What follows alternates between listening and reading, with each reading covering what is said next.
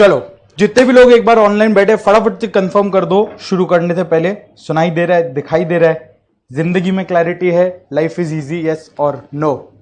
फिर अपने चालू करते हैं। फटाफट से एक बार कंफर्म करो, ऑडियो वीडियो सब क्लियर है, सब कुशल मंगल। चालू करें। Good morning.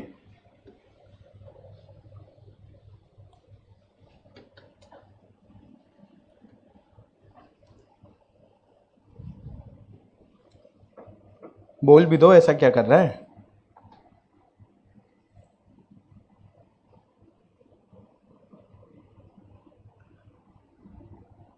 Thank you thank you. आप पे लाइव नहीं दिख रहा, डोंट वरी, सब दिख जाएगा, इसलिए यहां पे कर लो। परफेक्ट। नहीं यहीं पे आप पे नहीं है, 2-3 क्लास के बाद आप पे शिफ्ट हो जाएगा। सब अपडेट मेरे से आएगा, डोंट वरी, करो ना क्लास। चलो सही।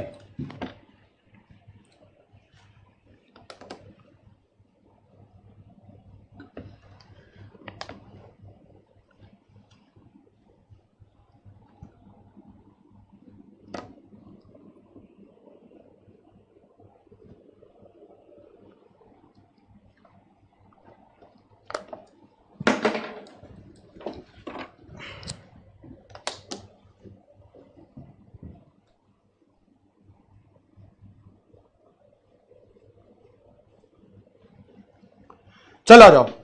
गुड मॉर्निंग जोश, गुड मॉर्निंग और एनर्जी। खा पी क्या है अच्छे से, सो क्या है पक्का। सुबह सुबह का क्लास है तो ऐसा नहीं नींद में देर रात तक चला होगा चैटिंग, बट अभी सीए में इंटर है। बोलो गुड मॉर्निंग और जोर से गुड मॉर्निंग। बहुत बढ़िया, यही एनर्जी के साथ अपने पूरा क्लास कंप्लीट करेंगे। आज अपने एक नया सब्जेक्ट चालू करने वाले, 100 मार्क्स का एक कंप्लीट सब्जेक्ट जिसका नाम है, मालूम है ना क्या सब्जेक्ट पढ़ रहे हैं कि नहीं, लॉ। तो ये जो अपना बैच होगा ये CA CMA इंटर दोनों में है। लॉ तो लॉ है, करेक्ट। CA में अलग CMA में ऐसा नहीं, लॉ है। लेकिन और यहां अपने पढ़ने वाले हैं लॉ। इसका पूरा नाम तुमको मालूम है? लॉ से मतलब है, आगे चलिए क्या मालूम, बोलो ना। सीए में इसको अपने बोलते हैं, बोलो सी वाले लोग, corporate and other laws. CMA में इसको बोला जाता है बिजनेस लॉज एंड एथिक्स। नाम अलग है, कंटेंट वही है, करेक्ट।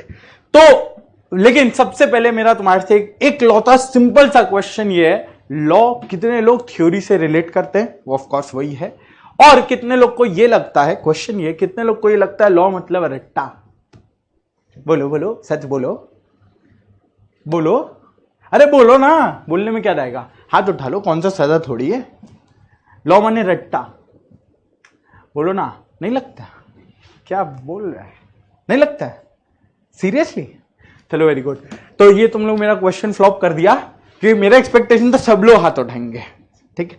बट ये तुम लोग मेरा एक्सपेक्टेशन थोड़ा खराब कर चुका है, कोई दिक्कत नहीं। अगर किसी को लगता हो लॉ रट्टा है तो मेरा सजेशन है, दोनों इंस्टीट्यूट बहुत बढ़िया मटेरियल देता है, मस्त उसको घर में जाके रट्टा मार, ठीक है। उसके लिए इतना टाइम देके क्लास सुबह जल्दी उठ के स्ट्रगल करके क्लास आने का दरकार नहीं पड़ेगा।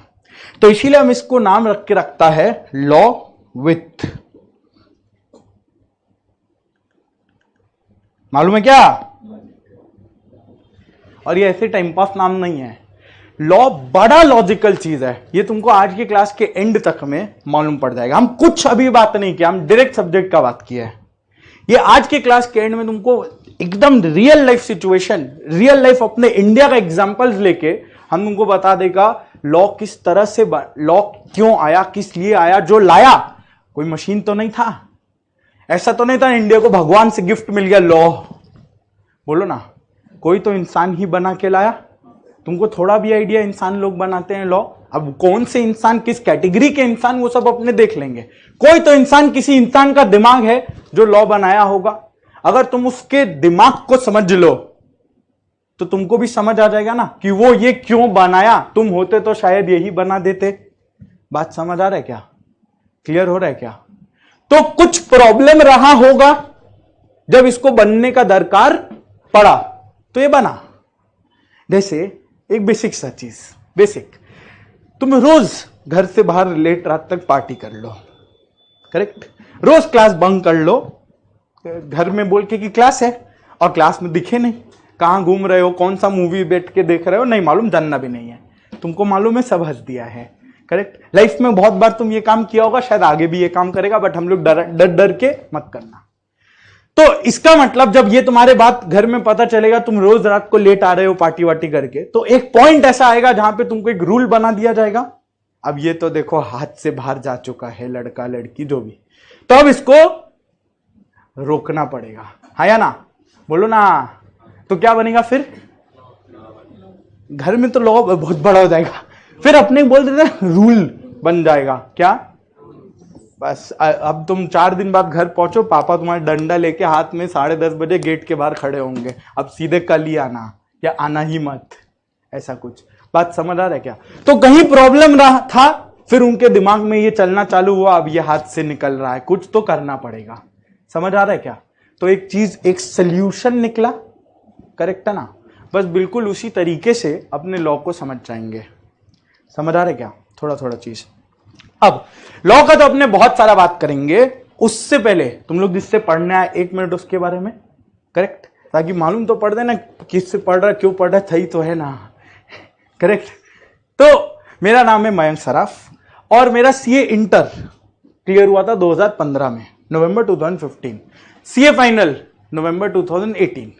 इस तरीके से मेरा जर्नी चला। बीच में सीएफए का 3 लेवल था, वो किया, आर्टिकलशिप केपीएमजी से। अब उसके बाद जब जॉब कर ये फाइनल हो गया तो मतलब जॉब करना था, जो 2 साल मस्त हम जॉब किया, और जॉब किया स्टॉक मार्केट के फील्ड में, फ्यूचर्स फर्स्ट, वीटी कैपिटल, अलग अलग स्टॉक मार्केट, पोर्टफोलियो मैनेजमेंट। सुन के अपने को भी ये करना है, तुरंत आ गया, तुरंत आ गया। तो बस वो मेरा बहुत ज्यादा इंटरेस्ट था इवन ड्यूरिंग आर्टिकलशिप डेज, तो इसलिए मेरा सारा स्टाइपेंड कभी बैंक में एफडी, आरडी, सेविंग्स बैंक में डिपॉजिट नहीं, मतलब एक बार के लिए तो वहीं आएगा, लेकिन वो ज्यादा दिन तक वहां टिकता नहीं था, वो कहीं ना कहीं इन्वेस्ट हो जाता था। तो ये मेरा एक बहुत ज्यादा, आज के दिन भी मेरा ये इंटरेस्ट वाला फील्ड है। तो investments is one thing which I love. तो वो मेरा वहां पे जॉब एक्सपीरियंस था, ट्रेडिंग, इन्वेस्टिंग, वो सब अपने किए। और तुमको सच बात बताए तो इन्वेस्ट भी जब अपने करते थे ना, लॉ का बहुत बड़ा इंपैक्ट आता था उसमें। 1 फरवरी हर साल, जब अभी तुम सीएससी, अभी तो जस्ट तुम्हारा जर्नी चालू हुआ है, फाउंडेशन तो हंसते खेलते आ गए, मालूम नहीं था कितना बड़ा चीज देखने जा रहे हैं। अब तुमको धीरे धीरे रियलाइज होने लगेगा, ओहो, क्वेश्चन मार्क लगने लगेगा, शायद गलत तो नहीं कर ली कुछ, कोई बात नहीं, अब कर ही लिया तो पूरा ही गलत कर लो, करेक्ट है ना? तो इसका मतलब जब तुम लोग थोड़ा भी सीएसीएमए की तरफ आगे स्टेजेस में जाने लगेगा, 1 फरवरी तुम टीवी चला के बैठ जाओगे। पहला 2 साल कुछ समझ में नहीं आएगा हुआ क्या, लेकिन फिर धीरे धीरे तुमको वो आदत लगने लग जाएगा। 1 फरवरी तुम्हारे लिए बहुत इंपॉर्टेंट डे हो जाएगा। क्यों हो जाएगा बोलो तो? कुछ तो होता है, मालूम नहीं। कौन सा बिल पास होता है? फाइनेंस बिल, या वो जब हो जाए तो फाइनेंस एक्ट, जिसको अपने सिंपल साधारण भाषा में बोलते हैं इंडियन बजट, करेक्ट। तो वो तुम्हारी जिंदगी का एक अहम हिस्सा बन जाएगा, inevitable part of your life वो बन जाएगा। मस्त हर साल अपने को देखना पड़ेगा और आगे चलना पड़ेगा। तो हम लोग भी ये काम एकदम रियल लाइफ में, एक तरफ मार्केट का स्क्रीन चालू है, दूसरी तरफ निर्मला सीतारमण बजट पढ़ रही हैं, ये रहता है। इस तरह से काम चलता है। कल को लाइफ इंश्योरेंस के बारे में अगर कुछ बजट में आ जाए, क्या लाइफ इंश्योरेंस वाले कंपनीज को इंपैक्ट नहीं पड़ेगा? पड़ेगा ना। उनका फ्यूचर प्रॉफिटेबिलिटी चेंज हो जाएगा, किस तरीके से क्या होगा, ये सब हम तुम लोग को आगे के सेशन में जैसे जैसे जो जो एग्जाम्पल आते चला जाएगा, वैसे वैसे अपने डिस्कस करते चले जाएंगे। इसीलिए हम बोलते हैं लॉ ऐसा कोई रट्टा वाला चीज नहीं है। अगर तुम प्रैक्टिकल लाइफ से उसको रिलेट करना चालू कर दो, लॉ बड़ा ही लॉजिकल चीज है, क्योंकि उसको बनाने वाला भी कोई इंसान रहा होगा, और उस इंसान के इंटेंट को अगर तुम समझ गए, तुम खुद आधा लॉ बनाना सीख जाएगा। कुछ प्रॉब्लम रहा होगा, वो प्रॉब्लम अगर तुम जान गया तो तुम law is just a solution अपने देखेंगे। बात समझ आ रही है क्या? थोड़ा थोड़ा। और मेरा ये पढ़ाना क्यों है, क्योंकि जब हम पढ़ता था नवंबर 2015 नवंबर 2018 जब हम पढ़ता था, मेरा जबरदस्त थॉट सिर्फ इस चीज में चलता था, देखो एक बात रियलाइज कर लो, ये जो तुम लोग कर रहा है ये कोई स्कूल एग्जाम या कोई कॉलेज एग्जाम नहीं है। स्कूल एग्जाम और कॉलेज एग्जाम में तुम्हारे बाजू में कौन बैठा है इससे घंटा फर्क नहीं पड़ता। क्यों? तुम पास हो या नहीं, वो पास हो या नहीं, ये दोनों बहुत इंडिपेंडेंट इवेंट्स हैं। क्यों? क्योंकि वहां कोई रिजल्ट का नंबर नहीं होता है। हो सकता है अगर 10,000 बच्चे कॉलेज एग्जाम दे रहे हैं या स्कूल एग्जाम दे रहे हैं, क्या ऐसा ही होगा कि नहीं 4,000 बच्चे ही पास करेंगे, 3,000 बच्चे ही पास करेंगे, उसके बियॉन्ड तो नहीं करेंगे। अगर 10,000 के 10,000 पढ़ के दे दें, अच्छे से लिख ले, तो पूरे 10,000 निकल जाएंगे। हाँ या ना? हाँ या ना? अरे बोलो ना। करेक्ट ना? बट सी और सीएमए में ऐसा केस नहीं है। कैसा केस है मालूम है ना? क्या? अरे मालूम है रे तुमको, बोल दो क्या केस है। यहां रिजल्ट का एक लिमिट आ जाता है। तुमको सुन के लगेगा ये तो सरासर अन्याय है, बट नहीं, ये सच है और ये होना भी चाहिए। कल को अगर सपोज 1 लाख बच्चे एग्जाम देते हैं और 1 लाख के 1 लाख निकल लिए, तो कल को तुमको कौन पूछेगा? बात समझ आ रहा है ना? कोई भी चीज अगर एक्सेस में अवेलेबल हो, उस चीज का डिमांड होगा, कभी डिमांड होगा? नहीं होगा ना? नहीं होगा ना? पता चले जो तुम शर्ट पैंट में पहन के आज अपने घूमते, रिटर्न फाइल करते, कंसल्टेंसी, कल को लुंगी पहनने वाला टाइम आ जाएगा, क्योंकि हर कोई कर रहा होगा। बात समझ आ रहा है ना? तो इसलिए कम है, इसलिए इस चीज का वैल्यू है। करेक्ट है? इस बात को हमेशा याद रखना, रिजल्ट को लेके कभी रोना मत। 25%, 30%, 35%, 15%, क्या ये रिजल्ट वो है तो तुम्हारे फेवर में है। क्यों है फेवर में? जब तक तुम अभी स्टूडेंट लाइफ में तुमको लगे नहीं ये गलत है, जब क्लियर हो जाएगा, बोले तो आपके लिए बोलना बहुत ईजी, अब तो हो गया, तुम्हारा भी जब हो जाएगा तुम भी यही बात रियलाइज करेगा। अभी तुम मेहनत क्यों कर रहा है? कोई तुमको फ्री में कल को बोलेगा ये जॉब करिए, तुम करेगा? कोई दिक्कत नहीं, अपने को सीखना है, पैसा वैसा जाए भाड़ में। बोलो ना, सच एकदम सच, फैक्ट ऑफ लाइफ तुमको बता रहे, बोलो ना। करेगा क्या? कितना ही सीए और सीएमए बन जाओ, फ्री में जॉब कर लेगा कहीं पे भी? बोलो हाँ या ना? नहीं करेगा ना। तो अल्टीमेटली तुम सीए सीएमए क्यों कर रहा है? पैसा कमाने के लिए। फैक्ट ऑफ लाइफ है। हाँ या ना? बीकॉम भी तो लोग कर सकते थे, तुम भी कर ही रहा होगा साइड बाय साइड शायद। बोलो ना। करेक्ट? नाम का तो कर रहे, आगे मालूम नहीं है ना। तो पैसा कमाने का एक तरीका है, और पैसा कमाने का तरीका अगर वही बीकॉम की तरह बटने लग जाए तो तुमको भी मालूम है क्या होगा फिर। बात समझ आ रहा है ना? तो इसलिए पहला वाला चीज, रिजल्ट को लेके क्रिब मत करना। हम एक ही बात बोलता है, तुम अपने ऊपर फोकस करो। तुमको पास होने के लिए रिजल्ट से फर्क पड़ता है। अगर 100 बच्चे एग्जाम दे रहे, 15 बच्चे भी पास होते, तुमको पास होने के लिए कितना सीट चाहिए? बोलो ना, कितना सीट चाहिए? समाज सेवा करने आया यहां पे, अपना देख लो, एक सीट पे फोकस करो, काम हो गया। अभी रिजल्ट 1% हो, 15% हो, 25%, तुमको क्या? तुमको तो एक सीट चाहिए ना। यू नीड 1 सीट, है या ना? और 1 सीट इज वेरी लेस, वो पॉइंट समथिंग परसेंट में तुम्हारा काम हो रहा है ना। तो focus on your 1 seat, not on the result percentage. और ये हम सच बात बता रहे हैं, हम कभी स्टूडेंट लाइफ में रिजल्ट को फोकस नहीं किया था, कभी नहीं किया था स्टूडेंट लाइफ में रिजल्ट। ऐसा नहीं कि हम इधर आके तुमको ऐसे कोई भाषण झाड़ो, बिल्कुल नहीं। क्यों ये बात बता रहे कि तुम रियलाइज किया होगा तुम्हारे और मेरे एज गैप में बहुत ज्यादा डिफरेंस है नहीं। 2015 2018 इंटर और फाइनल, करेक्ट? तो उस समय का माइंडसेट हम तुम लोग को देना चाहता है। जो मेरा एक्सपीरियंस रहा है एग्जाम, देखो ऐसा होता है ना, हर कोई पढ़ रहा होता है, हर एक स्टूडेंट पढ़ के एग्जाम देगा। तुम कभी ये किसी से नहीं सुनेगा, तुम कभी ये किसी से नहीं सुना होगा कि हम बिना पढ़े एग्जाम में बैठ गए हैं। लॉ क्या होता है मालूम नहीं, बीकॉम की तरह उठ के आ गया, अच्छा आज लॉ का ही एग्जाम था क्या? ये सब तुम सीए और सीएमए में बिल्कुल नहीं सुनोगे। बात समझ आ रहा है क्या? फैक्ट हम तुमको बता रहे हैं। हर कोई वहां पढ़ के जाएगा, बट रिजल्ट हर कोई का तो नहीं होगा। तो ये माइंडसेट का बहुत बड़ा गेम है, बहुत बड़ा गेम है माइंडसेट का। एक डिफिकल्ट पेपर तुम मैनेज करना नहीं सीखे गए तुम। बात समझ आ रहा है ना? तो जो है उस चीज को एक्सेप्ट करो, उस चीज से डरने का तो बिल्कुल ही बात नहीं है। और इसीलिए ये ड्यूरिंग जो जितना अपना पूरा कोर्स ऑफ लेक्चर्स रहेगा, 75-80 लेक्चर्स के आसपास में अपने पूरा कोर्स कंप्लीट करेंगे। कोर्स का रिस्पॉन्सिबिलिटी मेरे ऊपर छोड़ दो। तुम्हारा रिस्पॉन्सिबिलिटी क्या होगा? सिर्फ उठ के आ जाना। दिल, दिमाग और मुंह लिए, बोलना भी पड़ेगा ना, दिल, दिमाग और जुबान लिए, ऐसे नहीं दिल घर पे दिमाग इधर, काम नहीं चलेगा, दोनों सिंक में होना जरूरी है। समझ आ रहा है क्या? पक्का ना? हाँ करेक्ट। तो दोनों चीज को यार साथ में ले आना और बोलते हुए चलना, बाद बाकी सारा रिस्पॉन्सिबिलिटी मेरा, सिलेबस टाइमली कंप्लीट करना, सारा कुछ कवर करना, इंपॉर्टेंस मार्क कराना, सब कुछ रिस्पॉन्सिबिलिटी मेरा, किस तरीके से कवर करना वो सब मेरा।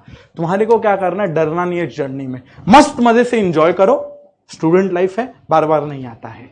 इसके बाद चालू जाए आर्टिकलशिप, उसके चालू जाए फाइनल, घर पे बैठ के पढ़ना होगा, फाइनल में तुमको टाइम नहीं मिलेगा ना क्लास में उठ के आने का, घर में पढ़ना होगा, तो लाइफ हर बार बदलता चला जाएगा। जब तुम ये करने आए हो, मस्त एंजॉय करो, साथ में पढ़ते हुए चलना है, थोड़ा थोड़ा करके पढ़ते हुए चलना, लाइफ इज इजी।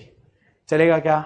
100% पक्का। आपके लिए बोलना बहुत इजी है, ऐसा कुछ है नहीं, सच्ची बात बता रहे हैं। अपने भी स्टूडेंट थे, बहुत ज्यादा टाइम नहीं हुआ था, और सिंपल वही सब बात बोलेगा हम तुमको, कुछ भी ऐसा बड़ा चढ़ा के बड़ा बात नहीं, एज अ स्टूडेंट। समझ आ रहा है? पक्का। अब नेक्स्ट है तो ये कॉम्पिटिटिव एग्जाम, तुम्हारे बाजू वाला क्या कर रहा है और तुम क्या कर रहे हो, दोनों को रिलेटेड है। अगर वो पढ़ रहा है और तुम पार्टी कर रहे हो, इसका मतलब कौन गलत? हम गलत। अपने आप से ये झूठ मत बोलना कि ये भी तो जरूरी है, वो बाद में जरूरी हो जाएगा। सीए था, बहुत कुछ छोड़ना पड़ा था मेरे को, मेरा ट्रेकिंग बहुत बड़ा प्यार था, ट्रेकिंग समझता ना, ट्रैवलिंग, पहाड़ पे चढ़ना, बहुत बड़ा प्यार था। मतलब हम साल में 4 ट्रैक कर लेता था स्कूल कॉलेज में। जिस दिन मेरा इंटर का हमको रियलिटी चेक मिला, हो ये है क्या, उस दिन मेरा वो सब एक बार के लिए साइड हो गया, और वो जो साइड हुआ आज तक साइड होकर रखा। I have zero regrets, I have zero regrets. कोई दिक्कत नहीं है, बहुत कुछ मिला है, अगर एक चीज छूटा है। समझ आ रहा है ना? तो अब तुम्हारे को फोकस रखना है कि तुम छोड़ने में रो या पाने में हंसो। समझ आ ना?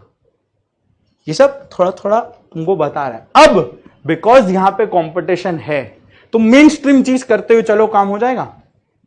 जो हर कोई कर रहा है मेन स्ट्रीम चीज, हर कोई जो कर रहा है उससे काम हो जाएगा? बिल्कुल नहीं होगा। तो और मेरा एज अ स्टूडेंट माइंडसेट यही होता था, हम अलग क्या करें, लोग थ्योरी से भागते हैं, तुम ये चीज रियलाइज किया होगा। लोग थ्योरी से भागते हैं और वही चीज को तुमको अपना स्ट्रेंथ बनाना है। देखो बात ऐसा है ना, प्रैक्टिकल सब्जेक्ट हर कोई पढ़ता है, ये एकदम फैक्ट है, ऑनेस्ट फैक्ट है। अकाउंट्स तुम कभी किसी को नहीं सुनेगा, ये नहीं हो रहा है, नहीं हो रहा है, बहुत पढ़ना पड़ा, नहीं सुनेगा। कॉस्ट नहीं सुनेगा। जितना प्रैक्टिकल सब्जेक्ट्स है तुम ये चीज उसमें नहीं सुनोगे। प्रॉब्लम कहां आता है? जहां हल्का हल्का टेक्स्ट का कंटेंट बढ़ने लगता है, नंबर घटने लगता है, वहां पे थोड़ा तारे जमीन पर इफेक्ट होने लगता है, कुछ तो भी तैर रहा है, मालूम नहीं क्या। समझ आ रहा है क्या? तो बस अपने को वो चीज को फोर्टे बनाना है कि वो टेक्स्ट से डरना नहीं है, और वो मेरे ऊपर छोड़ दो। तो इसीलिए मेरे को ये हमेशा, और मेरा हमेशा थ्योरी बहुत अच्छा फोकस था, एंड टच वुड जो मेरा इंटर और फाइनल पे रैंक आया, उसका सोल मात्र रीजन था थ्योरी सब्जेक्ट्स।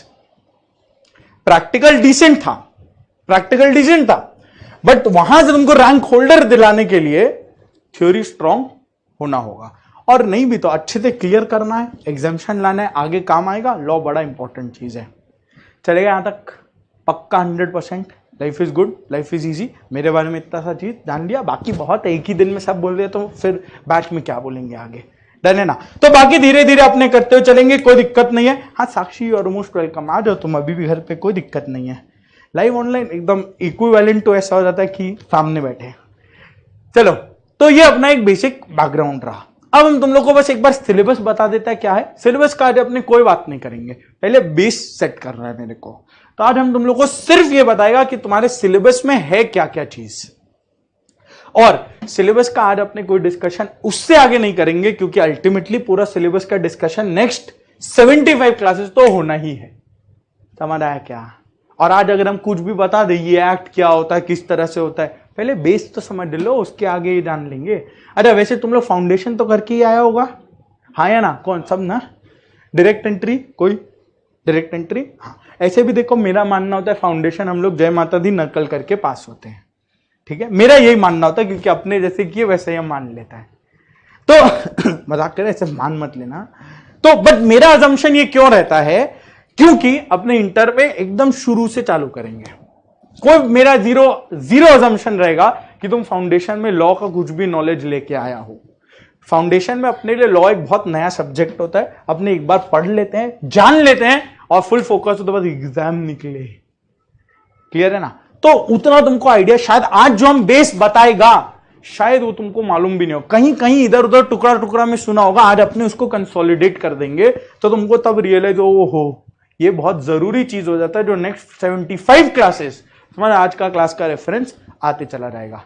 लेकिन आज का क्लास एग्जाम में कोई डायरेक्ट क्वेश्चन नहीं आने वाला है, ना ही सीए में ना ही सीएमए में। क्लियर है ना? पक्का। तो मस्त आराम से बैठ के चिल करके सुनने का है। डन। चलो एक बार हम फटाफट से सीए और सीएमए का सिलेबस का बात कर लेता है। तुम लोग नोटबुक लाए ना? हम यहां पे हैंडराइटिंग प्रैक्टिस नहीं कर रहे, हर टॉपिक के लिए ये लिखना है ये मत पूछना। जो जो हम यहां पे लिख रहा है वो सब तुमको लिखना है, किस तरीके से, कैसे, कौन सा टॉपिक कैसे, कुछ में अपने मस्त चार्ट्स वार्ट्स बनाएंगे, सब कुछ वो अपने यहां पे लिखेंगे। सबसे पहला चीज सिलेबस लिख लो, रट्टा मत मारना इसको। बस एक कंसोलिडेटेड चीज होता है ना कि लास्ट क्लास जब तुम पहला पन्ना को चेक करो वो कॉन्फिडेंस आए, सब हो गया। समझ आ रहा है क्या? बस उसके लिए सिलेबस अपने को यहां लिखने का है। देखो सबसे पहला अपना सीए इंटर का सिलेबस कितने पार्ट में बटा हुआ है बोलो ना? और दोनों ही में ये 100 मार्क्स का पेपर है, इसमें कोई शक मत रखना। बोलो सबसे पहला सीए इंटर 2 पार्ट में कौन सा मालूम है क्या? ऐसे नहीं चलेगा। पर तुमको क्या डर लग रहा है मेरे से? कुछ बोल देगा अभी, कुछ क्या बोलो, पानी मार मुंह पे, जाग जाएगा एकदम। सुबह सुबह का क्लास है, बोलो ना तब याद होगा, बोलो तो दिमाग में रहेगा। क्या सबसे पहला कॉर्पोरेट लॉज कितने नंबर का? 70। और दूसरा अपना आ जाता है अदर लॉज, कितने मार्क्स का? 30। चलेगा? कॉर्पोरेट लॉ में तुम्हारे पास, तुम देख रहे हेडिंग कॉर्पोरेट लॉ है, नॉट कंपनी लॉ। क्यों नहीं मालूम? तभी तो आए हैं, बोलो। हाँ वेरी गुड।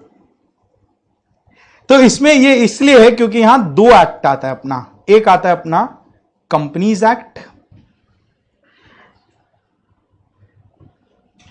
लाइव ऑनलाइन में यार तुम रिप्लाई करते रहो, हमको देखना पड़ता है सही चल रहा है या नहीं, तुम कुछ बोलोगे नहीं तो। एक आ जाता है अपना कंपनीज एक्ट, साल मालूम है? साल वाह 2013। और दूसरा अपना जाता है LLP एक्ट, इसका साल मालूम है? 2008। 2008 को और भी कुछ हुआ है मालूम है? बहुत major event, global financial crisis का नाम नहीं सुना? 2008 का ग्लोबल फाइनेंशियल क्राइसिस, जब मार्केट 100 टंका मार दिया था नीचे। ठीक है, सब अपने दिखते हुए चलेंगे, डोंट वरी। LLP act 2008। अब तुम्हारा वो जर्नी चालू हुआ है जहां पे तुमको दुनिया में क्या हो रहा है सब जानना पड़ेगा। ये तो मालूम है ना चंद्रयान 3 का लैंडिंग हो चुका है। Very good. इंस्टाग्राम से मालूम चला होगा, न्यूज चैनल तुम देखोगे नहीं? न्यूज से मालूम चला, वेरी नाइस। चलो अदर लॉज में अपना 3 लॉ आ जाता है, मालूम है क्या क्या? बोलो ना। सबसे पहला फेमा 1999। फेमा का फुल फॉर्म हुआ foreign exchange and management act 1999। चलेगा? नेक्स्ट अपना आ जाता है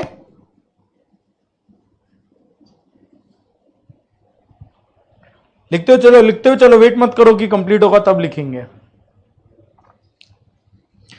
जनरल क्लॉजेस एक्ट, ईयर मालूम है इसका? ईयर 1897। और लास्ट अपना एक्ट आ जाता है सिलेबस में इंटरप्रिटेशन ऑफ स्टैट्यूट। प्रशांत बोल रहा है हाय सर। हाय प्रशांत। लास्ट अपना रहता है इंटरप्रिटेशन ऑफ स्टैट्यूट। सीएमए वाले मत लिखो ना, क्या करेगा तुम लिख के। हाँ तब मतलब ऐसा नहीं, जब सीएमए वाले आएंगे तो सीए वाले मत लिखना, ठीक है ना। करेक्ट है यहां तक, पक्का डन। तो ये अपना 5 एक्ट है पूरे 100 नंबर के सिलेबस में। अब ये एक्ट में है क्या क्या नहीं, देखो हम अभी आधा घंटा डिस्कशन लेके बता सकता है, बट ये नेक्स्ट आधा घंटा तुमको सब बाउंसर चले जाएगा। क्यों? अरे ऊपर ऊपर से क्या बात करेंगे, 100 नंबर का सिलेबस आधा घंटे में डिस्कशन होगा क्या? नहीं होगा। तो हम अभी यहां कुछ नहीं बताने वाला। कंपनीज एक्ट क्या है, एलएलपी एक्ट क्या है, FEMA, general clauses, interpretation of statute, कुछ यहां नहीं बताने वाला। अभी हम लोग टाइम पास कर चुके होंगे और ये इस चीज का कोई सोल्यूशन या कुछ बेनिफिट नहीं होने वाला। ऑब्वियसली हर एक्ट का बहुत बड़ा मोटिव है, क्यों आया, सब कुछ बहुत डिटेल में है, सब कुछ वो हम लोग बहुत डिटेल में एक एक करके देखते हुए चलेंगे। सिर्फ इतना जान लो, ये 5 एक्ट तुम्हारे सिलेबस में है, चलेगा, पक्का डन।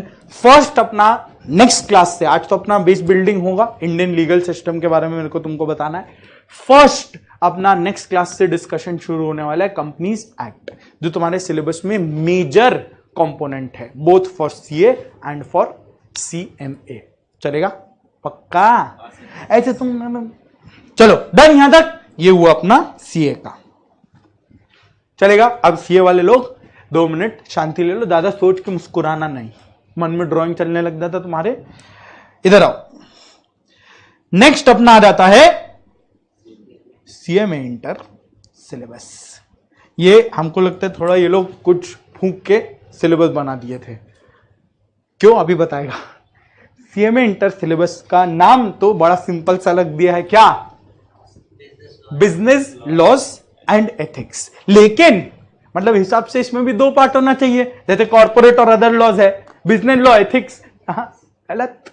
यहां पे तुम्हारा 4 पार्ट, पहले ही डर लग गया ना। यहां पे तुम्हारा 4 पार्ट, मालूम है कि क्या क्या। सबसे पहला कमर्शियल लॉज, दूसरा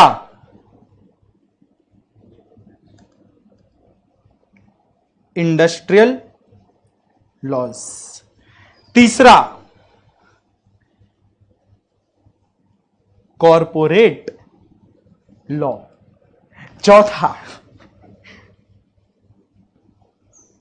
इनफैक्ट इसको बोला जाता है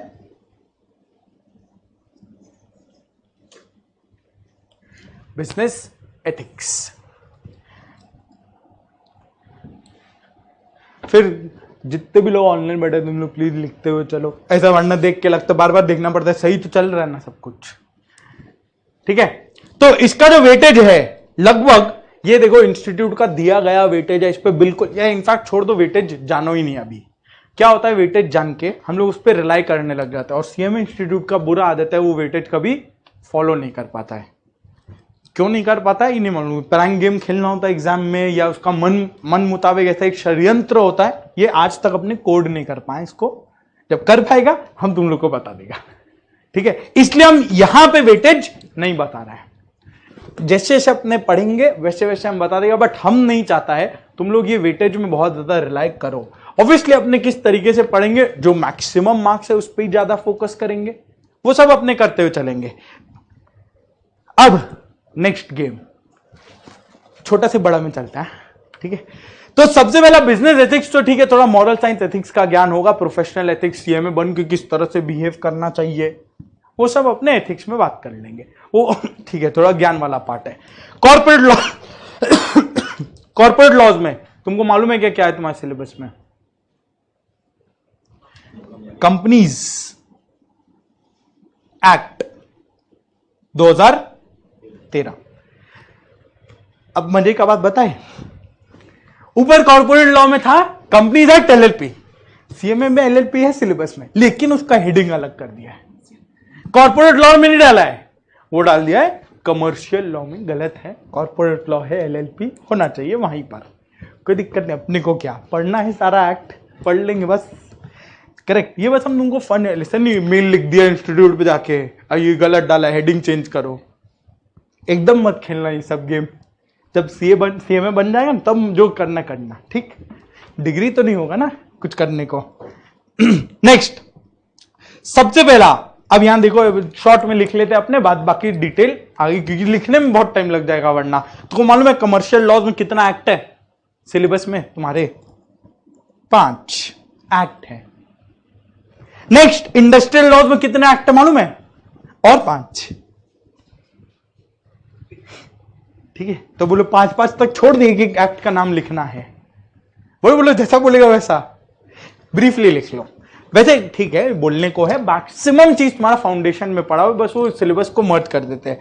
कमर्शियल लॉज में लिखा रहता है कॉन्ट्रैक्ट एक्ट पहला, फिर सोगा, सोगा मालूम है ना, sales of goods act. Next, NIA मालूम है, नेगोशिएबल इंस्ट्रूमेंट्स एक्ट। मजे का बात है पिछले टर्म तक ये सीए इंटर के सिलेबस में भी था, जो अब यहां से हटके फाउंडेशन में जा चुका है।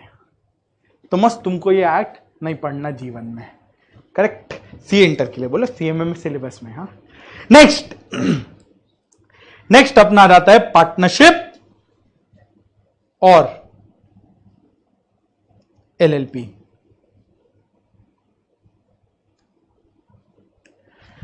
चलेगा पक्का? अब इंडस्ट्रियल लॉज में पहला आ जाता है अपना फैक्ट्रीज एक्ट, नेक्स्ट ग्रेचुइटी, फिर ईपीएफ प्रोविडेंट फंड, उसके बाद ESI employees state insurance act, और लास्ट में कोड ऑन वेजेस। ये सब अपने के करके डिस्कशन, हम बोला ना आज हमको सिलेबस का कोई डिस्कशन करना ही नहीं है, कुछ भी एक एक लाइन में बता के कुछ होने वाला नहीं है। चलेगा पक्का? हर एक्ट एक दूसरे से बड़ा इंडिपेंडेंट है, तो अपने एक्ट का डिस्कशन जब चालू करेंगे तब इस चीज का लॉजिक दिया हुआ ज्यादा दिमाग में बैठेगा। अभी बोल के प्योर टाइम पास होगा, वो करने अपने आए नहीं है। तुम्हारा वैल्यू टाइम का बहुत ज्यादा है, मेरा भी है। करेक्ट, तुम्हारे लिए तो अति ज्यादा है, क्योंकि एग्जाम का डेट तो फिक्स्ड है, वो चेंज होगा नहीं। तो एकदम टाइम पास अपने ये सब चीज में नहीं करेंगे जो इररिलेवेंट चीज हो। करेक्ट है? सिलेबस रेडी है क्या दोनों का? अपना अपना देखिए, सीएमए वाला ये मत समझना गलती हो गया, कोई दिक्कत नहीं है। सिलेबस ऐसा है, बट सीएमए का बेस्ट पार्ट ये जो जितना भी छोटा छोटा एक्ट है ना, ये 5 बहुत इजीली निपट जाता है। उसमें बेसिक चीज वो पूछते हैं, तो ज्यादा बड़ा कुछ है नहीं। इसीलिए कोई एक आध तुम्हारा वीक भी रह जाए तो उधर बोनस भी रहता है, कोई प्रॉब्लम ही नहीं, पता भी नहीं चलेगा। चलेगा? तो इसलिए ऑब्वियसली दोनों का अपना प्रोस कॉन्स चलेगा, उसको लेके मत आना। अभी तुम जब आई चुके हो, सिलेबस जो है वो अपने मस्त एकदम मक्खन की तरह डिस्कस कर लेंगे। लाइफ इज इजी, बोलो बोलो, लाइफ इज इजी। अरे ऐसे यस सर नहीं, लाइफ इज इजी बोलने का बार बार, ठीक है? चलो, तो अब मेरा तुमसे नेक्स्ट क्वेश्चन ये है।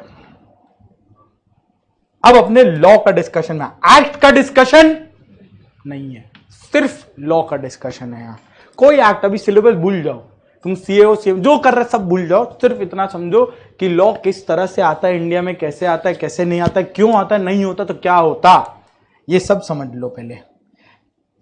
चलेगा क्या? पक्का? तो 3 क्वेश्चन है जो तुम्हारे दिमाग में भी आएगा, बट इतना सिलेबस को देख के तुम ये शायद नेग्लेक्ट कर दोगे। सबसे पहला, लॉ होता क्या है? कुछ तो होता है, मालूम नहीं, पता है दिमाग में क्या है, बट एक्सप्रेस नहीं कर पाएगा। ऐसा ही होगा तुम्हारे साथ। बोलो लॉ क्या है? अगर अपने आप से पूछो, तुम फाउंडेशन तो दे के आए, लॉ पढ़ के आए, do you have a clear answer what is law? कोई तुमसे पूछ ले व्हाट इज लॉ, तुम अपने आप से पूछ लो व्हाट इज लॉ, बता सकता है क्लियर आंसर? लॉ है क्या? बोलो ना, कुछ तो है, बता नहीं सकते, पूछिए मत। समझ आ रहा है ना? सेकेंड क्वेश्चन, क्यों चाहिए लॉ? सिलेबस बड़ा है और तो मालूम नहीं, बोलो ना, कुछ तो रिक्वायरमेंट रहा होगा ना लॉ का। थर्ड क्वेश्चन, लॉ नहीं होता तो क्या होता? 100 नंबर कम पढ़ना पड़ता है और नहीं मालूम। करेक्ट? 100 नंबर तो जो था वो तो कुछ और आ रहा था उसके जगह।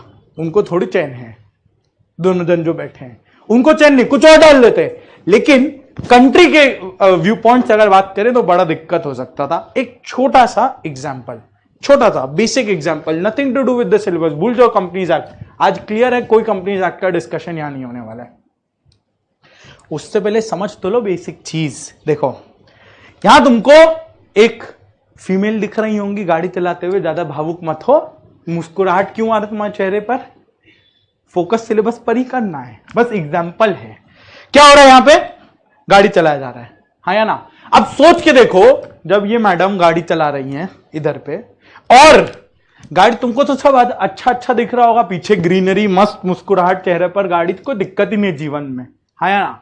भूल चूक में अगर कुछ ऐसा झगड़ा होके गाड़ी चलाने निकली हो, तब घर पे कुछ इस तरीके का झगड़ा होके अगर ये गाड़ी चलाने निकली हो, तब मन में गुस्सा, हाँ या ना? और झगड़ा तो इन दोनों के बीच में हो गया, आपसी मामला, जो तुम्हारे एग्जाम में भी हो जाता है कई बार। इन्विजिलेटर का झगड़ा हुआ होगा, गुस्सा कहां निकल जाएगा?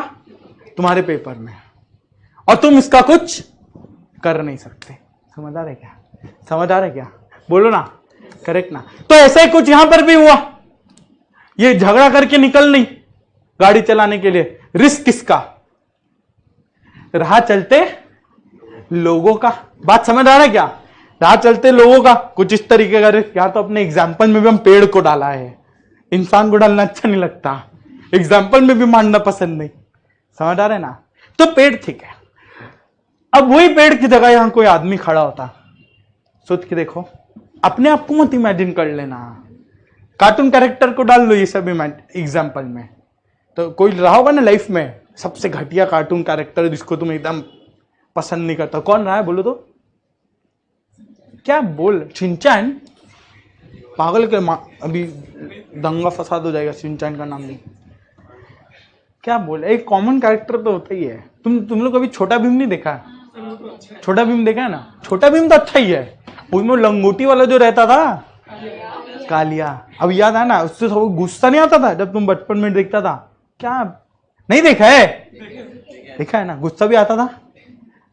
सेम चीज डोरेमोन में भी रहता था। कौन? जियान। अब रिलेट हो रहा है ना, उन दोनों को डाल दो, कोई दिक्कत नहीं है, करेक्ट? तो वही चीज सोच के देखो, ये दोनों बेचारे हैं, कुछ भी किए अपने अपने कार्टून टीवी शोज में, बट ऐसे थोड़ी इंसानी खराबे मार के चल जाओ, ऐसा तो नहीं होगा। वही सोच के देखो, वो लेडी जो झगड़ा करके निकली थी, इन दोनों बेचारे कार्टून कैरेक्टर्स को मार के निकल ली और कुछ नहीं हुआ, वो सॉरी बोल के निकल ली, क्या होगा बोलो? हो गया। अगर ऐसा होने लगता, सब लोग रास्ते पे AK-47 लेके घूम रहे होते। बात समझ आ रहा है ना? तुम्हारा रास्ते पे खुला चलना ही पाप हो जाता। समझ आ रहा है? प्रॉब्लम है क्या? क्या प्रॉब्लम है? प्रॉब्लम क्या है? प्रॉब्लम है कि तुम एक फैसिलिटी तो दे दिए, गाड़ी तो बन गया, गाड़ी आया लोगों के कन्वीनियंस के लिए। गाड़ी नहीं होता तो ये झमेला नहीं होता। और तुम बोलो गाड़ी ही नहीं बनाए, तब तो डेवलपमेंट ही नहीं होगा। लोग एकदम एंशिएंट, जो तुम हिस्ट्री में पढ़ा था ना, कभी पत्ता फूल पहन के घूम लेते थे, काम हो गया बस। समझ आ रहा है क्या? वैसे ही काम हो जाता। जैसे से कन्वीनियंसेस आने लगा, गाड़ी निकला, तो उसके साथ रिस्क आया। क्या रिस्क आया? एक्सीडेंट का। Now that is a problem, है या ना? और लोग का क्या है, लोग अपना गलती कभी मानेंगे नहीं। सब लोग कॉमन सेंस और अगर सही तरीके से चलते तो बात अलग हो जाता, बट लोग का दिमाग अब सबका अलग अलग चलता है। कोई मशीन की तरह नहीं है कि जो सही है वही करेगा इंसान। बात समझ आ रहा है ना? तो इसलिए जब तुम एक कंट्री के लेवल पर सोचो तो तुम ये सब खुला नहीं छोड़ सकते। तो इसीलिए इसको रोकने के लिए लॉ बनाया गया। इसके लिए तुम्हारे पास 2 लॉज हैं इंडिया में, मालूम है? इस पर्टिकुलर चीज के लिए एक है इंडियन पीनल कोड 1860 से चले आ रहा है, और दूसरा है तुम्हारा मोटर व्हीकल्स एक्ट 1988। ये अपने को जानना नहीं है, हम बस एक एग्जाम्पल की तरह बता रहे हैं। समझ आए क्या बात? करेक्ट ना? तो कहीं कुछ प्रॉब्लम रहा होगा जिसके वजह से कुछ हीरो लोग, अच्छा बोलना पड़ता है, कुछ हीरो लोग जो बैठे हैं उनको समझ में, उनको ये थॉट प्रोसेस क्रिएट हो, ये तो अब बात हाथ से निकल रहा है, इसके लिए अपने को कुछ करना पड़ेगा। और वो कुछ करना क्या है, लॉ बना दिए, और जो लॉ बना दिया अब वो अपने को फॉलो करना होगा। समझ आया क्या, बेसिक व्हाट इज लॉ। और ये अगर नहीं होता तो क्या होता, मान लो मोटर व्हीकल्स एक्ट और इंडियन पिनल कोड नहीं हो, क्या होगा बोलो। तुम रोड से 10 कदम अंदर चलना, उसमें भी पता नहीं कोई रोड की साइड में चला दे तो वो भी भरोसा नहीं हो, घर से बाहर ही मत निकलना। फिर समझ आ रहा है क्या, ये तुम्हारे मन में डर बैठाया क्या। अगर तुम कभी ड्राइविंग सीट पे बैठा होगा, गाड़ी चला रहा होगा, तुमको हमेशा ये मालूम होगा ना, किसी के भी लग गया तो तुमको सजा है। क्लियर है ना।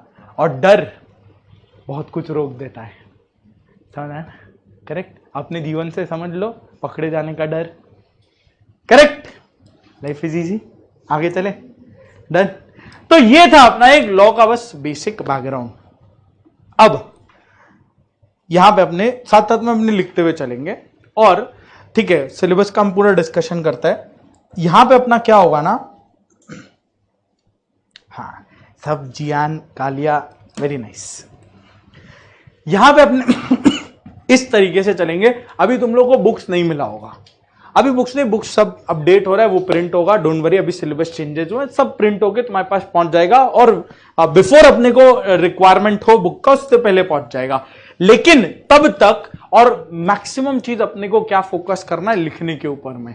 ये वाला डिस्कशन हम एंड ऑफ द क्लास के लिए रखना चाहता है। एंड ऑफ द क्लास हम तुमको पूरा बुक्स और लिखना और नोटबुक किस तरह से मेंटेन वगैरह करना है, वो सब हम आज के एंड के क्लास में बता देगा तुमको। डन है यहां तक बात, पक्का 100%। आगे चले।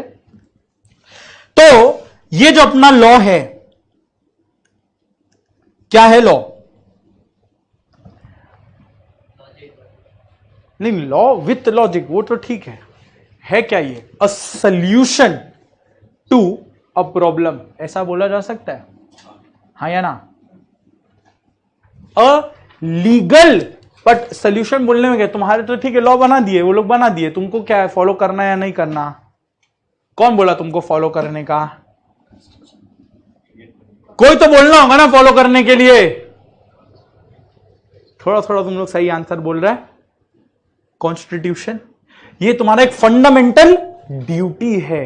अगर तुम एक सिटीजन हो इंडिया के, तो तुमको इंडिया का कानून, लॉ फॉलो करना पड़ेगा। समझ आया क्या, करेक्ट है ना। थोड़ा थोड़ा चीज इस तरह से तुमको बैकग्राउंड हम बिल्ड करता है। A legal solution to a problem. कभी इस तरीके से सोचा था लॉ ऐसा होता है, सच्ची बोलो कभी इस तरीके से सोचा था। तो इस तरह से अगर तुम सोचना चालू कर दिया, अब एक ऑनेस्ट बात बताना, मोटर व्हीकल्स एक्ट शायद तुमको पता भी नहीं था कि ऐसा कुछ होता है, बट इतना सही बात करके तुमको अब इतना आइडिया लगने लग गया होगा कि उस एक्ट में क्या क्या चीज हो सकता है। कहीं ना कहीं तुम्हारा दिमाग चलना चालू हो गया। एक्सीडेंट को रोकने के लिए कुछ कुछ चीज होगा, ड्राइविंग लाइसेंस के बिना तुम गाड़ी नहीं चला सकते, ये लिखा होगा। समझ आ रहा है क्या, 18 साल के बिलो कोई बच्चे को गाड़ी नहीं चलाने मिलेगा, उसको ड्राइविंग लाइसेंस नहीं मिल पाएगा, नहीं तो उसको इतना समझ नहीं होगा ना। समझ आ रहा है क्या, बोलो ना, कुछ पढ़े क्या अपने लॉ। एक प्रॉब्लम जाना ना तुम, और तुम अपने आप लॉ बनाना चालू कर दिया। समझ आया क्या, रियल लाइफ में भी इस तरह से ही काम होता है। कहीं कुछ एक प्रॉब्लम जागा और दिमाग चलना चालू हुआ, इसको अब रोकना है, इसको अब रोकना है। क्लियर है 100%, ऐसे नहीं बोलना पड़ेगा। क्लियर है 100%, परफेक्ट। चलो, law is a legal solution to a problem. बहुत सारे टाइप्स ऑफ लॉज होते हैं इंडिया में, इंडिया के हर एक कंट्री में।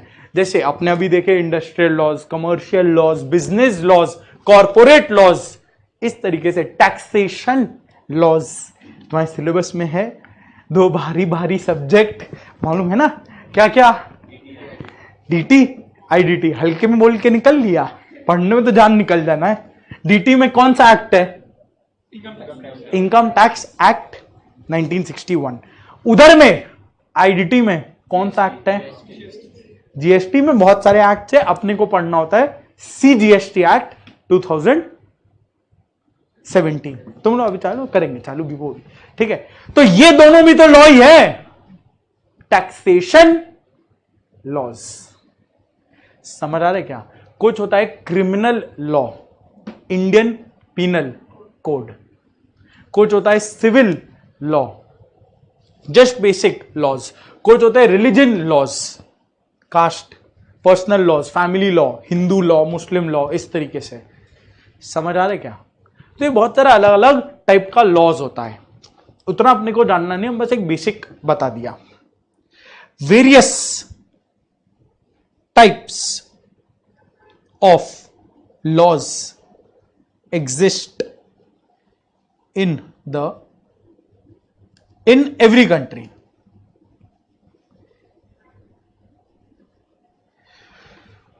बहुत बढ़िया।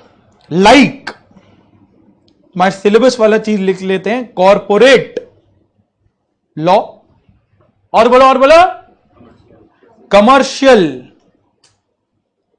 लॉ, इंडस्ट्रियल लॉ, टैक्सेशन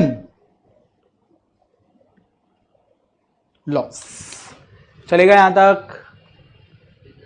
अब वो commercial loss, oblique commercial loss, business loss, ये सब थोड़ा ऐसी बस ज्ञान है। ये तो बेसिक हुआ लॉ के बारे में। अब तुम इंडियन स्ट्रक्चर जानते हो? इंडिया में ब्रॉडली हम लोग 3 टाइप से डिवाइड करते हैं। हम बचपन में हिस्ट्री और सिविक्स, जब तुम हिस्ट्री का बुक पढ़ के उल्टी आता था, उसके साथ एक छोटा सा पोर्शन होता था 15-20 नंबर का, जिसको हम लोग बोलते थे सिविक्स। कभी पढ़ा है, बुक खोल के देखा है कि नहीं? बस मालूम है हिस्ट्री सिविक्स कुछ तो होता था, और जल्दी यही प्रे करते थे ये सब्जेक्ट निकले जिंदगी से, है ना? सच्ची बोलो, नहीं मजा आता था पढ़ के? वाह, कुछ तो लोग ऐसे भी, वेरी नाइस। तो सिविक्स का बेसिक चीज क्या बोलता है? वो इंडिया को तीन तरीके से डिवाइड कर, पार्टीशन का बात नहीं कर रहे इधर, day to day functioning India का 3 तरीके से डिवाइडेड है। एक लाइन बोलेगा तुम आगे कंप्लीट कर लेगा, बट हम चाह रहे तुम लोग बोलो, सोच पा रहे? लेजिस्लेटिव, एडमिनिस्ट्रेटिव या एग्जीक्यूटिव, और जुडिशियरी। 3 स्ट्रक्चर इंडिया का।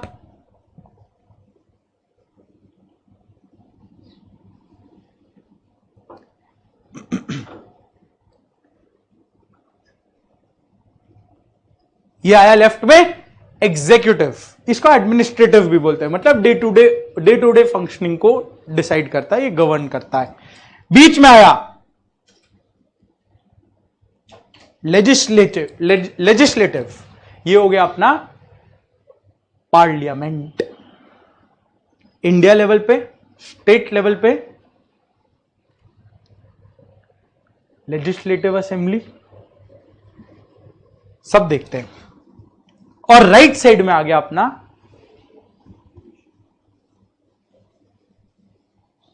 जुडिशियरी। तुमको मालूम है इंडिया का एग्जीक्यूटिव हेड कौन है? President of India. Day to day functioning, हालांकि अपने को मालूम नहीं होता ये चीज, इंडिया में प्रेसिडेंट का रोल नहीं है, लेकिन बोला जाता है ऐसा कि इंडिया का एग्जीक्यूटिव हेड है प्रेसिडेंट ऑफ इंडिया, और उसको हेल्प करता है अपना Modi ji, prime minister of India. चलेगा? ये एग्जीक्यूटिव का, वो डे टू डे फंक्शनिंग का बात करेंगे। लेजिस्लेटिव हो गया अपना पूरा बॉडी, जिसको अपने इंडिया लेवल पे बोलते हैं पार्लियामेंट, और स्टेट लेवल पे बोलते हैं लेजिस्लेटिव असेंबलीज। हर स्टेट का अपना अपना असेंबलीज होगा, वो हो गया। और जुडिशियरी हो गया अपना कोर्ट ऑफ लॉ। सबसे हाईएस्ट अथॉरिटी किसका? Supreme court. वो पूरे इंडिया को अप्लाई करेगा। उसके नीचे हर एक स्टेट में क्या आएगा? High courts. और हर एक स्टेट, ऑब्वियसली बहुत बड़ा स्टेट है, एक हाई कोर्ट के बस का बात नहीं हो पाएगा, उसमें भी अलग अलग डिस्ट्रिक्ट में क्या आ जाता है? डिस्ट्रिक्ट कोर्ट या सेशंस कोर्ट, दोनों बोलते हैं। और उसके बावजूद कुछ और छोटे छोटे ट्राइब्यूनल्स आ जाते हैं कोर्ट्स को सपोर्ट करने के लिए। ये हो गया अपना जुडिशियल सिस्टम। तारीख पे तारीख, अपने को खाली वही मालूम है। चलेगा? पक्का डन यहां तक? Basic background. अपना जो मेन काम होगा लॉ बनाने का, तुमको मालूम है क्या कौन करता है?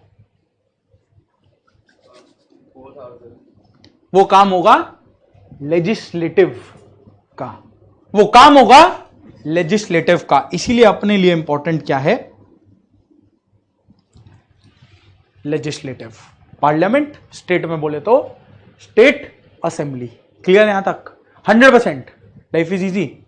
अब आज के दिन पार्लियामेंट में कौन है? प्राइम मिनिस्टर कौन है भाई? आज के दिन का प्राइम मिनिस्टर कौन है? मोदी जी। पक्का? 100%। प्रेसिडेंट कौन है एक बार बोल तो? वाह, द्रौपदी मुर्मू। ये इसमें ज्यादा आंसर आ गया। चलो कोई नहीं, ठीक है।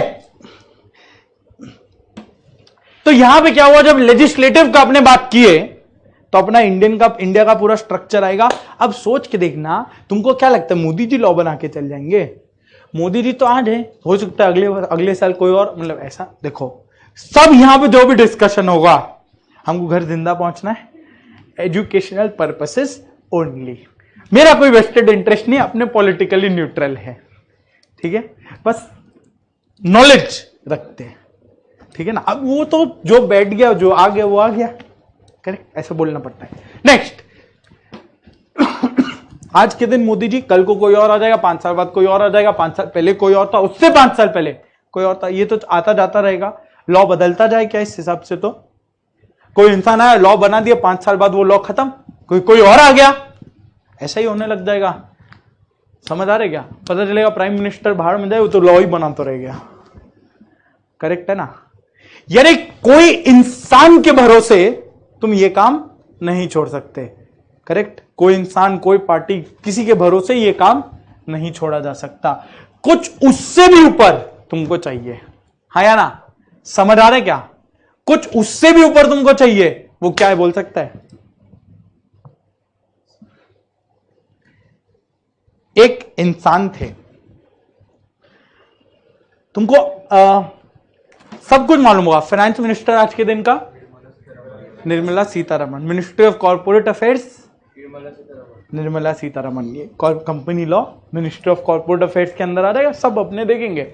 ये दोनों का आज का हेड निर्मला सीतारमण है, इससे पहले अरुण जेटली थे।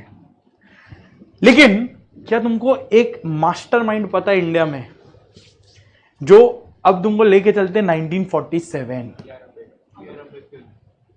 हो बोलिए।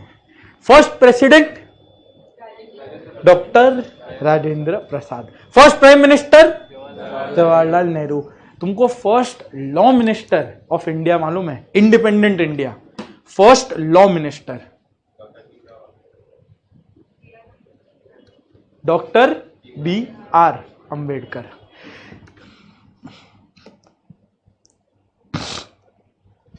ये इंसान, ये इंडिया का फर्स्ट लॉ मिनिस्टर था, और शायद तुमको ये बात पता भी नहीं था।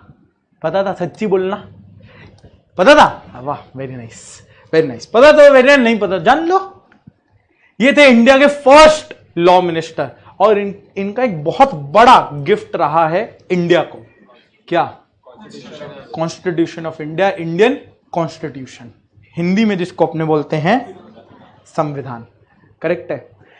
ये इंडिया तो इंडिपेंडेंट हो गया था 1947 में, उसके बाद कोई स्ट्रक्चर नहीं था लॉ का, किसी को समझ नहीं आ रहा था लॉ कैसे बनाए।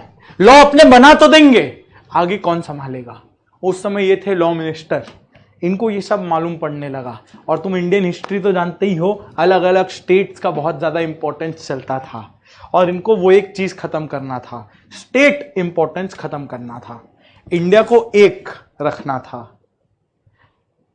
इसीलिए तुमको मालूम है जम्मू एंड कश्मीर का स्टोरी अलग चलता है। क्यों अलग चलता है वो अपने देखेंगे, थोड़ा सा हम तुमको बताएगा। लॉ का इंपैक्ट है ये सारा।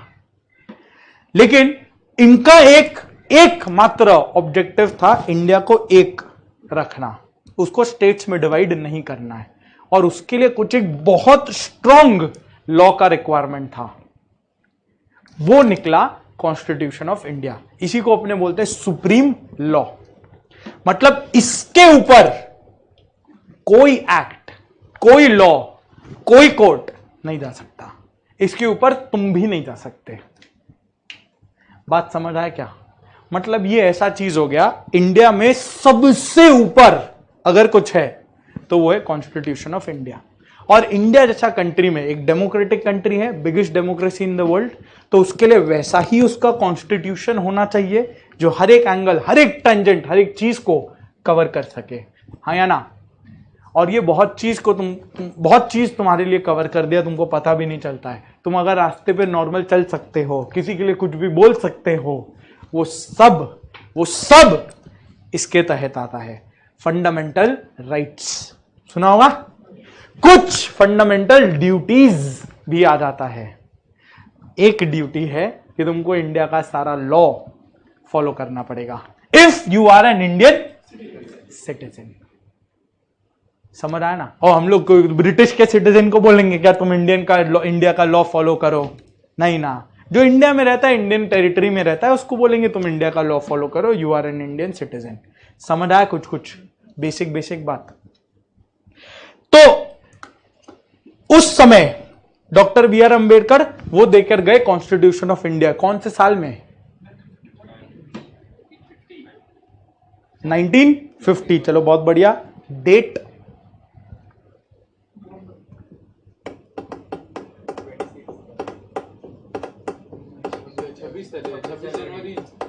तुमको इंडिपेंडेंस डे तो मालूम है, 15 अगस्त, वहां तुम झंडा लेके बचपन में लहराते थे।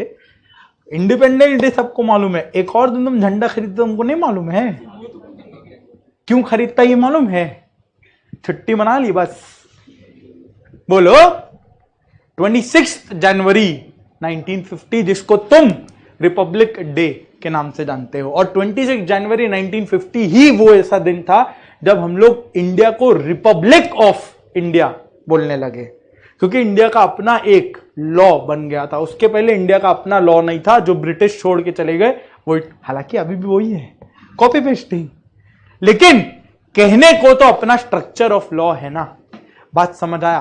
तो ये सारा कहानी पलटा 26 जनवरी 1950, जब अपना एक इंडियन लीगल स्ट्रक्चर क्रिएट हुआ कॉन्स्टिट्यूशन ऑफ इंडिया के नाम से। समझ आ रहा है कुछ? पक्का? करेक्ट। तुम नाम तो सुने थे, लेकिन तुमको उसका इंपॉर्टेंस आज तक नहीं पता चला था। रिलेट हो पा रहा है? बोलो ना। तो यहां पे अपना क्या क्रिएट हुआ?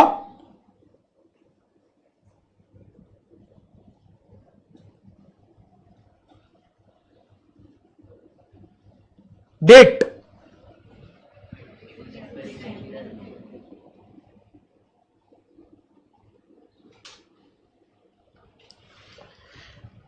बहुत बढ़िया, वेरी नाइस। क्लियर यहां तक? अब ये तुम्हारा कॉन्स्टिट्यूशन बहुत सारे आर्टिकल्स में डिवाइडेड है। इसका एक लौता आर्टिकल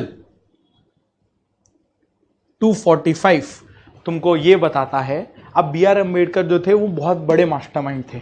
उनको ये मालूम था कि अपने तो बैठ के लॉ बना देंगे जितना लॉ बनाना है, लेकिन ऑब्वियसली उनका भी एक टाइम पीरियड है, एक लेवल लिमिट होगा। जिस साल तक वो लॉ मिनिस्टर रहेंगे, उसके बाद कोई और आ जाएगा, तो वो क्या करके जाएगा ये नहीं मालूम है। तो जब वो कॉन्स्टिट्यूशन बना रहे थे तो वो इस सारा बात को ध्यान में रखे और उन्होंने आर्टिकल 245 बनाया, जिसमें लिखा every law will be passed by the parliament और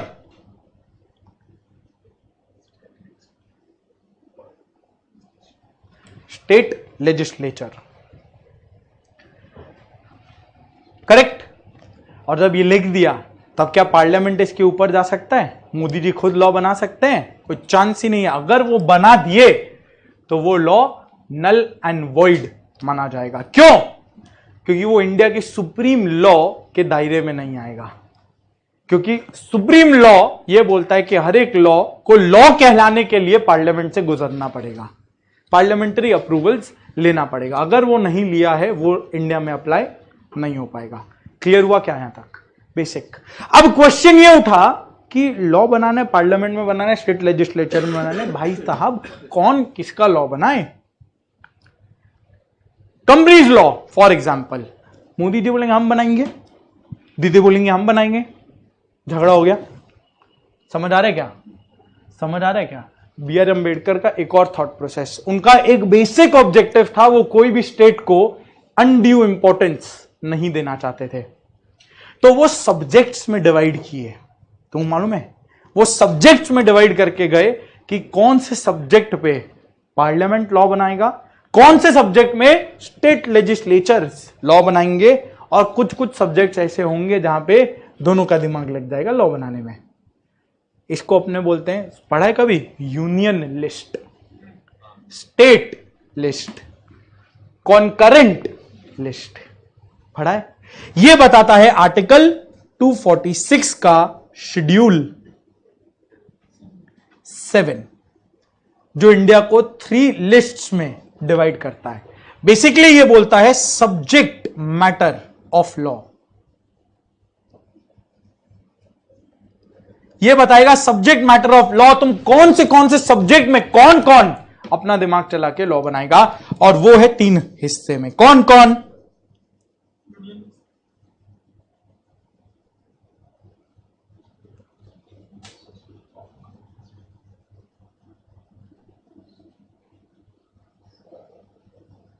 और तुमको एक बात बता दे, ये लिस्ट बनाने के पीछे उनका एक लौता ऑब्जेक्टिव जो हम बार बार बोला, वो इंडिया में कोई भी एक स्टेट को एक्स्ट्रा इंपॉर्टेंस नहीं देना चाहते थे, क्योंकि ये उनको मालूम था अगर दे दिया गया तो इंडिया में क्या होगा। जो आज के दिन जम्मू एंड कश्मीर का हालत है, तुम मालूम है ना, जम्मू एंड कश्मीर पूरा इंडिया के पास नहीं है, आधा ही हिस्सा इंडिया के पास बचा है, और बाकी आधा कुछ पीओके के नाम से जाना जाता है, कुछ एक और पार्ट है अक्साई चीन के नाम से जाना जाता है, चाइना वाला पार्ट, करेक्ट है ना। और इसका रीजन था कॉन्स्टिट्यूशन ऑफ इंडिया, और कश्मीर को हमेशा चाहिए था independent status. B R Ambedkar बोलते कि हम तो नहीं देने वाला।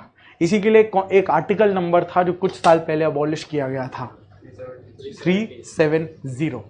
वो 370 जम्मू एंड कश्मीर को अनड्यू इंपॉर्टेंस देता था, और वो एक लौता आर्टिकल है जो डॉक्टर बी आर अम्बेडकर का बनाया हुआ नहीं है। किसका बनाया हुआ है?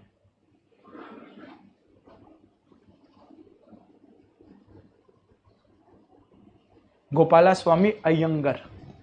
वो जम्मू एंड कश्मीर के ऑब्वियसली फेवर में थे, तो वो आर्टिकल 370 बनाए। Doctor B R Ambedkar refused to formulate article 370। समझ आया क्या? करेक्ट। बाकी 370 के में उसमें नहीं जाना है, उतना डिटेल में नहीं चाहिए, हम बस बेसिक तुमको ऑब्जेक्टिव बताना चाह रहे हैं। थॉट प्रोसेस था ना, क्यों बनाए गए 3 हिस्सा में 3 list?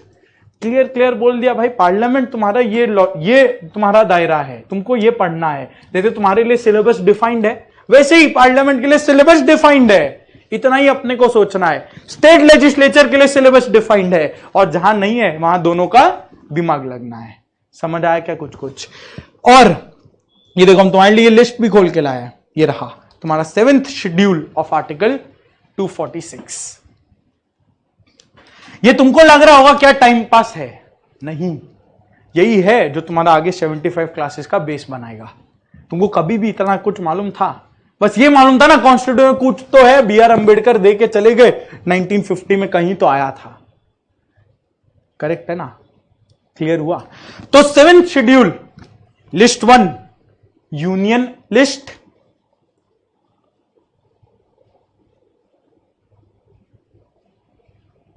List 2 state list,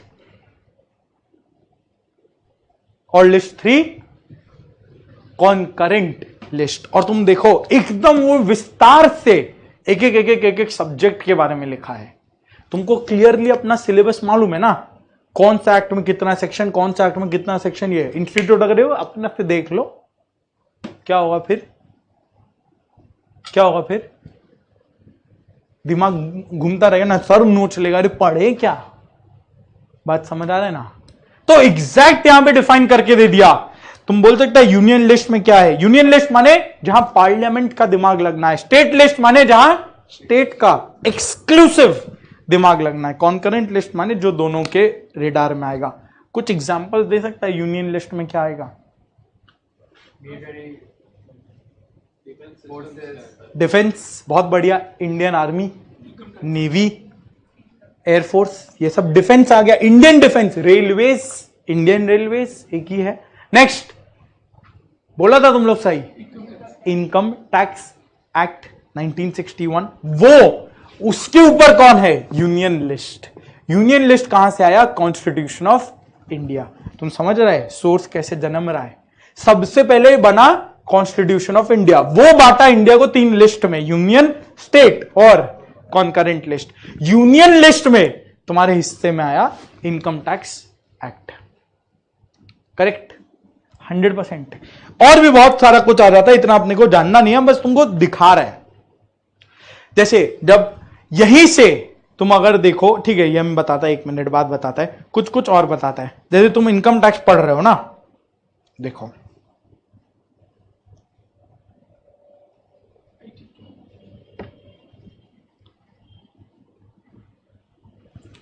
taxes on income other than agricultural income, clear हुआ। कस्टम ड्यूटी इंडिया में लगता है, तुमको मालूम है। कुछ तुम बाहर से मंगा लो, क्या लगेगा, इंपोर्ट ड्यूटी। कुछ तुम बाहर भेज दो, क्या लगेगा, export duty. Duties of customs, समझ आया क्या। इस तरह से 97 टोटल ये इसने सब्जेक्ट दे रखे हैं जिसपे पार्लियामेंट लॉ बनाएगा। बेसिक एग्जांपल्स बता दिया, करेक्ट। उसी में तुम्हारा कंपनीज लॉ भी यहीं से जन्मता है। कहीं तो लिखना होगा फिर इसको,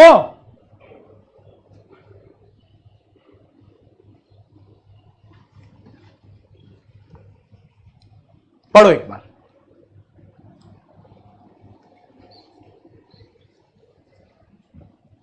पहला, incorporation regulation and winding up of trading corporations including banking, insurance and financial corporations but not including cooperative societies. Cooperative societies का अलग एक्ट से अलग लॉ है।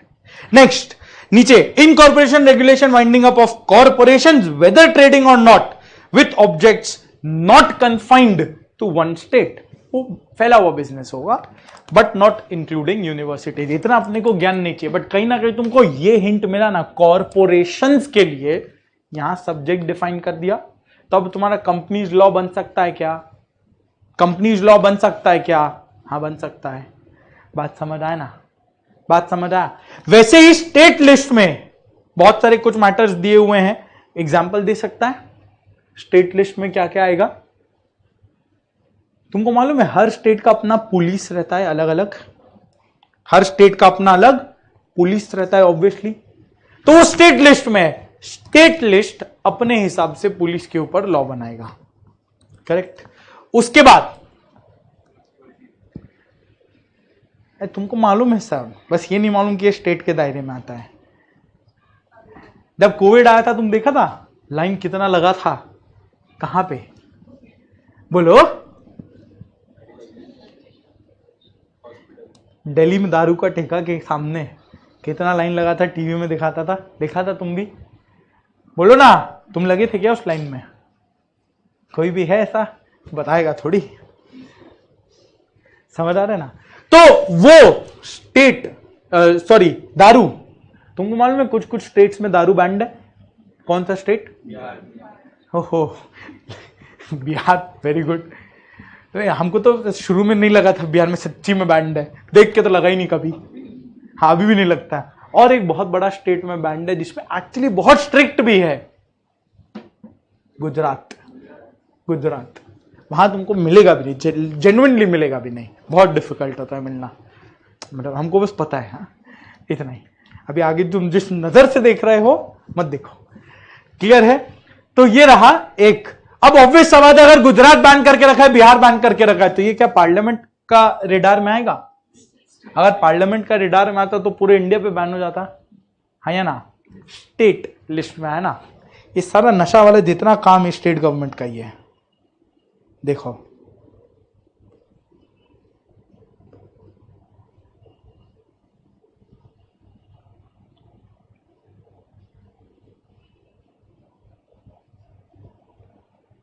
कहां चला गया।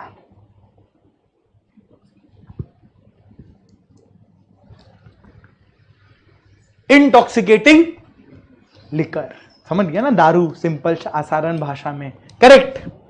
चलेगा? और ड्रग्स भी वैसे वहीं आ जाता है, जो बता दे तुमको। डन है?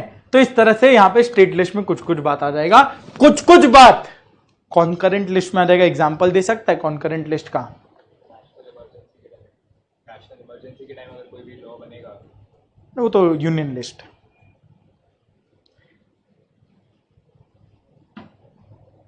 कॉन्करेंट लिस्ट में सबसे पहला चीज एक आ जाता है क्रिमिनल लॉ, जो तुम्हारा इंडियन पीनल कोड।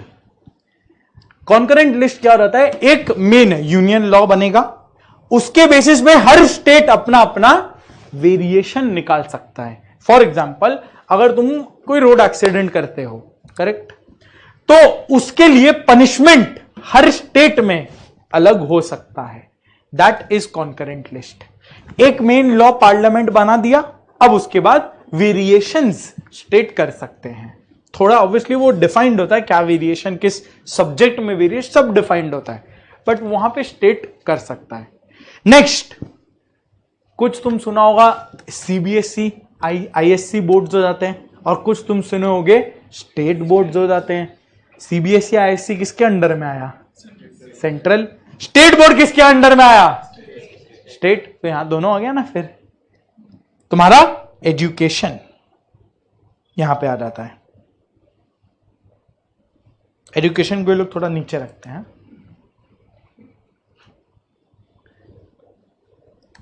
समझ आया क्या?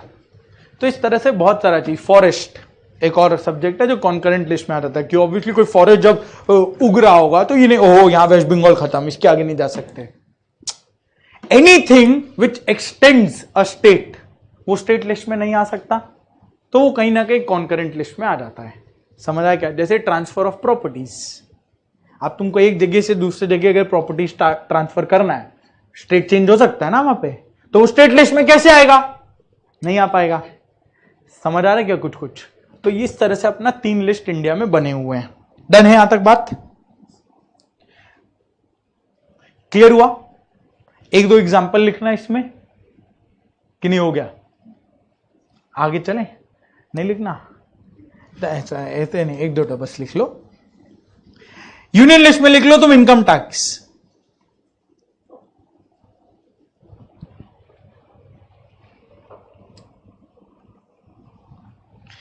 स्टेट लिस्ट में तुम लिख लो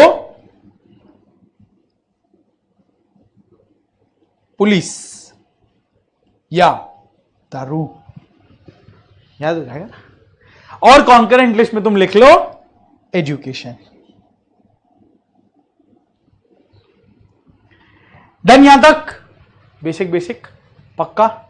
ये हुआ अपना यहां सब्जेक्ट मैटर को डिफाइन कर दिया। 100% डन है? Clear cut? 100%।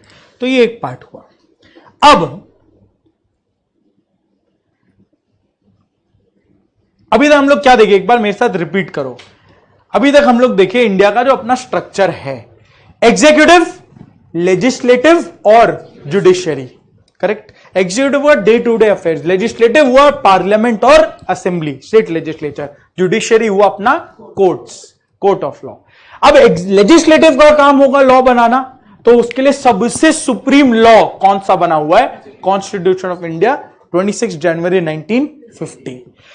ये जब डिवाइड किया, स्टार्ट हुआ आर्टिकल 245, ये बोला हर एक लॉ को या तो पार्लियामेंट या स्टेट लेजिस्लेचर से पास होना पड़ेगा। अब कौन सा किससे पास हो ये तो नहीं मालूम ना, तो आया आर्टिकल 246 शेड्यूल 7, वो बताया भाई तो अपने 3 लिस्ट बांटते हैं। इनमें इतना दिमाग है नहीं, अपने ही सब इनको देके जाते हैं। ऐसा बी.आर. अम्बेडकर सोचे ना, हम नहीं सोच रहे। तो वो बोले 246 में 3 लिस्ट बांट दो, क्या क्या? यूनियन, स्टेट और कॉन्करेंट लिस्ट। तो 3 लिस्ट यहां बना अपना मस्त मस्त। तो तीनों लिस्ट का अपना सब्जेक्ट मैटर रेडी हो गया। बट अब रहा बात, चलो ठीक है, अपने को ये मालूम पड़ गया इनकम टैक्स, कंपनीज एक्ट, सब कहां जाएगा? Union list. दारू का रिलेटेड लॉज कहां जाएगा? State list. और एजुकेशन रिलेटेड लॉ कुछ भी हो वो कहां जाएगा? Concurrent list. अब क्या ये लिस्ट मालूम पड़ गया, मोदी जी आके बोल दे लॉ बनाएंगे अपने, यूनियन लिस्ट में बहुत सब्जेक्ट है, लॉ बनाएंगे सारे पे, ऐसा बोल दे काम हो जाएगा? पॉसिबल ही नहीं है। तो उसके लिए अपना बनता है अब किस तरह से लॉ पास होता है, ये देखें एक बार। यहां देखा जाएगा पासिंग या मेकिंग ऑफ लॉ। जब लॉ एक्चुअल में लॉ बनता है, लॉ बनने से पहले पूरा कहानी होगा, तो वो एक बार देखते हैं। क्या तुमको मालूम है लॉ कैसे बनेगा? पहले डे 1 पे आके लॉ बन जाएगा। कोई किसी के दिमाग में आया लॉ बना दे मस्त, कुछ सर फिरा बैठ जाए तब गड़बड़ हो जाएगा ना। और हम तुमको दोनों चीज बताएगा, इसका कुछ प्रोस भी है, इसका कुछ कॉन्स भी है, दोनों बताएगा ताकि तुम सोचना सीखो। तो सबसे पहले एक लॉ रहता है, लॉ बनने से पहले वो कहलाता है बिल। बिल माने वो कागज का टुकड़ा जित माने कोई इनवॉइस में रहता है वो नहीं, इसका इतना दाम उसका उतना दाम, वो वाला बिल नहीं है। बिल माने बस एक कोरा कागज जिसमें तुम अपने मन का बात लिख रहे हो, करेक्ट। ऑब्वियसली थोड़ा सा अच्छा लीगल लैंग्वेज में उसको अपने बिल बोलते हैं। मतलब अभी तक ये बस एक प्लेन पेपर तुम फाड़ के फेंक दो, इसका कोई वैल्यू नहीं है। समझ आया क्या? क्योंकि इस पे अभी तक कोई स्टैंप लगा नहीं है, ये अभी तक किसी पे अप्लाई नहीं करेगा। क्लियर हुआ? 100%। एक बिल को सबसे पहले बनाना पड़ता है, उसको अपने बोलते हैं ड्राफ्टिंग। ड्राफ्टिंग माने एक ड्राफ्ट, जैसे तुम बचपन में लेटर लिखा है, ऐसे लिखा होगा ना लेटर, अरे लव लेटर नहीं, एग्जाम वाला लेटर, वो वाला लेटर बोल रहे हैं। समझ आया ना? करेक्ट। तो वो लेटर लिखा होगा। अब जब वो लेटर लिखा तो वैसे ही अगर तुम लॉ एक लिखना चाहो तो क्या तुम लिख सकते हो? एकदम लिख सकता है। Any common man can draft a bill. अगर तुमको इतना दिमाग कभी चलाने का मन करे और लगे कि इस एरिया में लॉ का रिक्वायरमेंट है और नहीं है, तो तुम एक बिल ड्राफ्ट करके पार्लियामेंट में भेज सकता है। ऑब्वियसली थोड़ा इन्फ्लुएंस चाहिए, करेक्ट है ना? तो लॉ कोई भी कॉमन मैन लिख बिल कोई भी कॉमन मैन लिख सकता है। बस वही फर्क है कि वो पार्लियामेंट में पास कराने में कॉन्टैक्ट लगता है। समझ आया ना? पक्का 100%। तो ये हुआ ड्राफ्टिंग। अब जब बन गया तब सबको बताया जाएगा कि कुछ इस तरीके से अपना बना है, आपका क्या राय है। समझ आया? तो नेक्स्ट ये क्या होता है, फिर ये होता है इंट्रोडक्शन। मतलब ये बताया गया, अरे तुम लिख लिए मन में या अपने नोटबुक में डायरी जो तुम एकदम छुपा के रख लिया, लोग को कैसे मालूम पड़ेगा? तुमको बताना पड़ेगा, इंट्रोड्यूस करना पड़ेगा। Introduction and public comment. तुम एक डेमोक्रेसी कंट्री हो, बिना पब्लिक के तुम कुछ नहीं कर सकते, करेक्ट है ना? तो पब्लिक कमेंट्स तुमको लेना पड़ेगा। तो हम लोग से तो कोई कभी कुछ पूछा नहीं, अब थोड़ी चिट्ठी लिख के बोलेगे बताइए क्या करें। वो पब्लिक फोरम में आ जाता है और जो रेलिवेंट लोग होते हैं जिसको एक्चुअल में कुछ बोलना होता है वो यहां पे बोल देते हैं, अपना बात बोल के चले जाते हैं। पब्लिक कमेंट्स, वो बोला और चला गया। ऑब्वियसली जरूरी नहीं सारा कमेंट एक्सेप्ट होगा, ये तो हम लोग जाके ये बोलेंगे सिलेबस कम करो पहले फिर आगे देखें। समझ आ रहा है क्या? करेक्ट है ना? 100%। तो पब्लिक कमेंट से हर कोई फ्री विल है, डेमोक्रेसी कंट्री है, किसी का कोई रोक नहीं सकता। समझ आ रहा है? बोल तुम सब सकते हैं लेकिन जरूरी नहीं है वो एक्सेप्ट होगा। उसके लिए बनता है कमिटीज।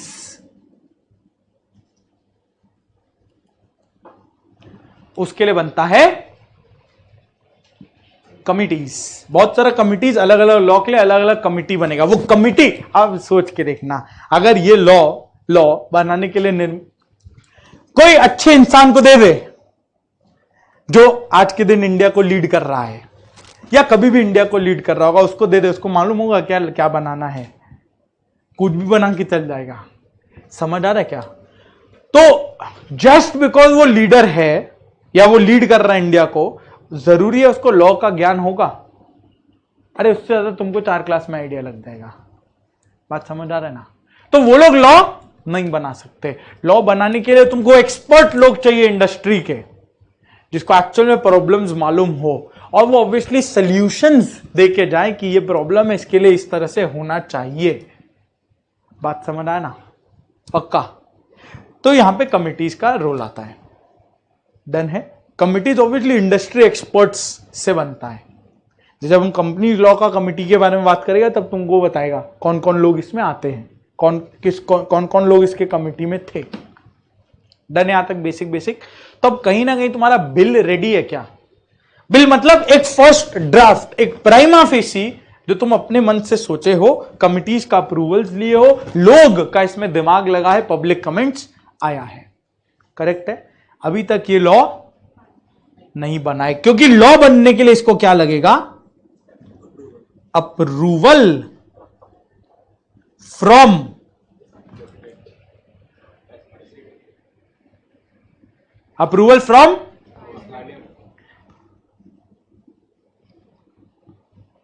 अगर वो यूनियन लिस्ट है, यूनियन लिस्ट से रिलेटेड लॉ है तो पार्लियामेंट। तब तो पार्लियामेंट, प्रेसिडेंट खाली फॉर्मेलिटी होता है। अगर यूनियन लिस्ट से रिलेटेड लॉ है तो पार्लियामेंट में चले जाएगा अप्रूवल के लिए। अगर वो स्टेट लिस्ट से रिलेटेड लॉ है वो किसके पास जाएगा? State houses, state legislature. Concurrent list का अगर बात बोले, हम क्या बोला? कॉन्करेंट लिस्ट में सबसे पहले एक यूनियन लॉ बनेगा, कंट्री का लॉ बनेगा, उसके बाद हर स्टेट अपना अपना वेरिएशन कर सकता है। तो लॉजिक से बताओ क्या होना चाहिए? जब यूनियन लॉ बन रहा है कहां जाएगा वो? पार्लियामेंट। फिर जब स्टेट अपना अपना वेरिएशन करेंगे वो कहां चले जाएगा? हर स्टेट का अपना स्टेट लेजिस्लेचर्स में। बात समझ आया क्या यहां तक? 100%। लाइफ इज गुड, बोलो ना। 100%। अब अपने समझेंगे पार्लियामेंट, तुम स्टेट लेजिस्लेचर उसी से समझ जाएगा। स्टेट लेजिस्लेचर समझ लेना एक बार बस। स्टेट लॉज अपने सिलेबस में यूजुअली होते नहीं है। बोलो क्यों? स्टेट वाइज पढ़ाना पड़ जाएगा, इस स्टेट में ये, उस स्टेट में ये, उस स्टेट में ये। तो स्टेट लॉज नॉर्मली सिलेबस में होते नहीं, and it is very difficult to know state laws. तुम स्टेट लॉज के कॉन्सेप्ट को समझ लेते हो, उसके बाद हर स्टेट में जो जैसे बोला होता है ना वो समझ लेते हैं अपने। जब अपने इनडायरेक्ट टैक्स पढ़ेंगे, जीएसटी वाला जब क्लास होगा, उस समय समझेगा कि स्टेट लॉज में प्रॉब्लम क्या था। कि पहले इनडायरेक्ट टैक्सेस स्टेट लॉज का सब्जेक्ट होता था। हर स्टेट में जाओ वैट का रेट अलग हो जाता था। वेस्ट बंगाल से उड़ीसा, ओहो रेट चेंज हो गया, इधर खड़ा है रेट अलग, उधर खड़ा है रेट अलग। समझ रहे हैं तुम बात? तो ये प्रॉब्लम्स होने लगे, वो सब अपने देखेंगे। पार्लियामेंट में कैसे पास होगा? सबसे पहले बोलो कहां जाएगा? बोलो लोअर हाउस, जिसको हम लोग क्या बोलते हैं? प्यार से बोलो तो लोकसभा, और इंग्लिश में बोलो तो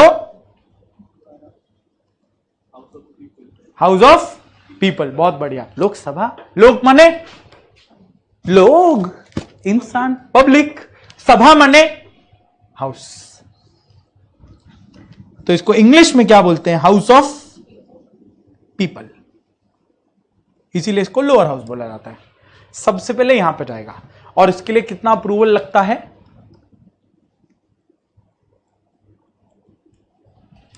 मेजॉरिटी अप्रूवल। ठीक है। सेकंड, जब यहां से हो गया, अगर यहीं रिजेक्ट हो गया तो पहले स्टेप में रिजेक्ट हो गया ना, तुम दोबारा नहीं पूछोगे ना। फिर एक बार रिजेक्ट हो गया दोबारा पूछेगा जाके, चमेट खाएगा।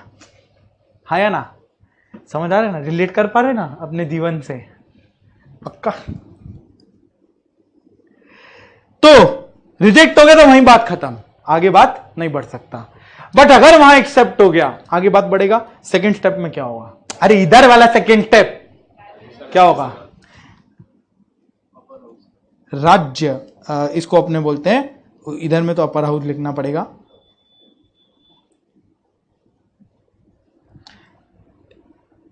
राज्य सभा, इसको क्या बोला जाता है मालूम है? हाउस ऑफ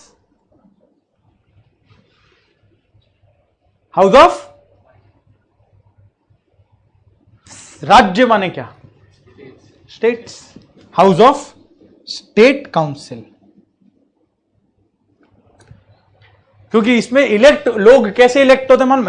लोकसभा में कौन इलेक्ट करता है? तुम जब जाके वोट करते हो ना, सुन के वोट करते हो, तब तुम लोकसभा में लोग को इलेक्ट कर रहे हो। हाउस ऑफ पीपल हम लोग इलेक्ट करते हैं, तब वो वहां पहुंचते हैं। एमपी जिसको बोलते हैं मेंबर ऑफ पार्लियामेंट, लोग का आता जाता रहता है मेंबरशिप, करेक्ट ना?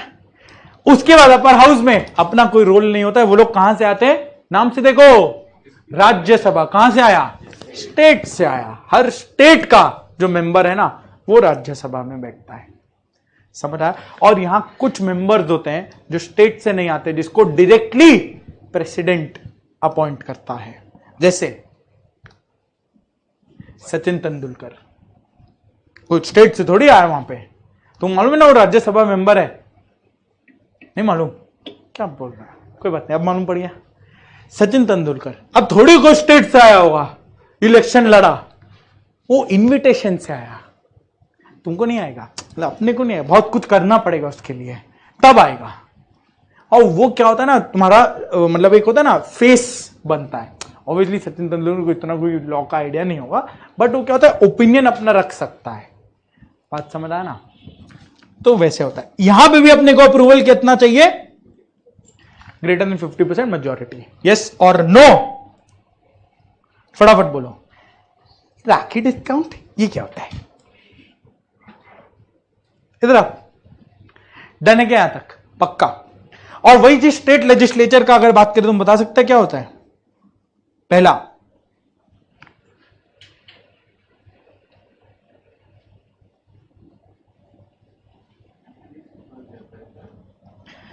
स्टेट का अपने को इतना नॉर्मली पता नहीं होता है, कोई बात नहीं है। State legislative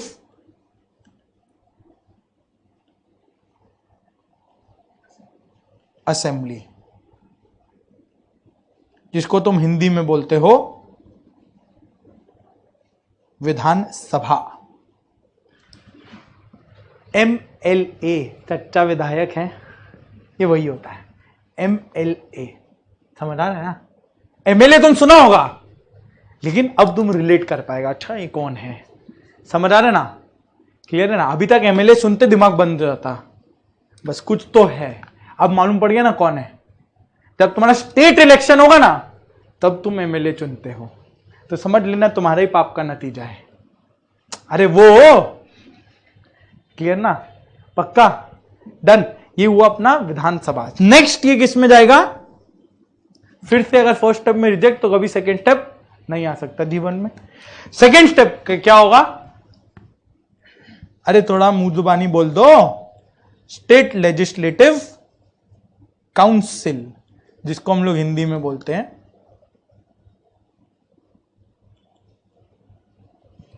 Vidhan Parishad. और तुमको मालूम है क्या, ये MLA जो है ना, वही राज्यसभा में जाता है।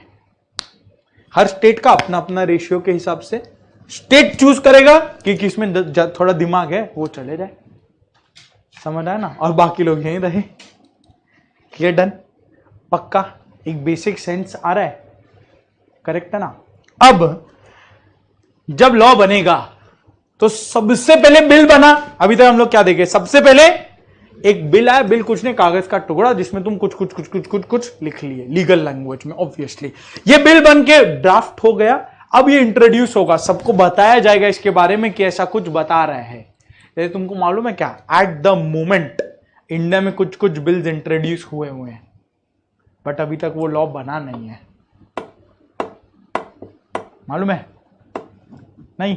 देखो, अब यही होता है, जब तुम ये थोड़ा सेंस ले लिया ना, अब कुछ भी तुम देखा तुम झट से रिलेट कर पाएगा। देखो अभी हमारे सामने ये खोल रहा है,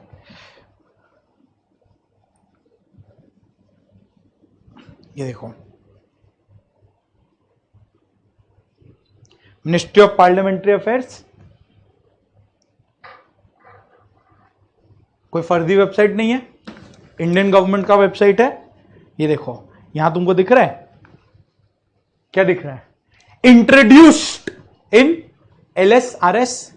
लेफ्ट साइड राइट साइड नहीं है रे, लोकसभा राज्यसभा, क्योंकि हम लोग पार्लियामेंट्री अफेयर्स खोले, स्टेट अफेयर्स खोल लो तो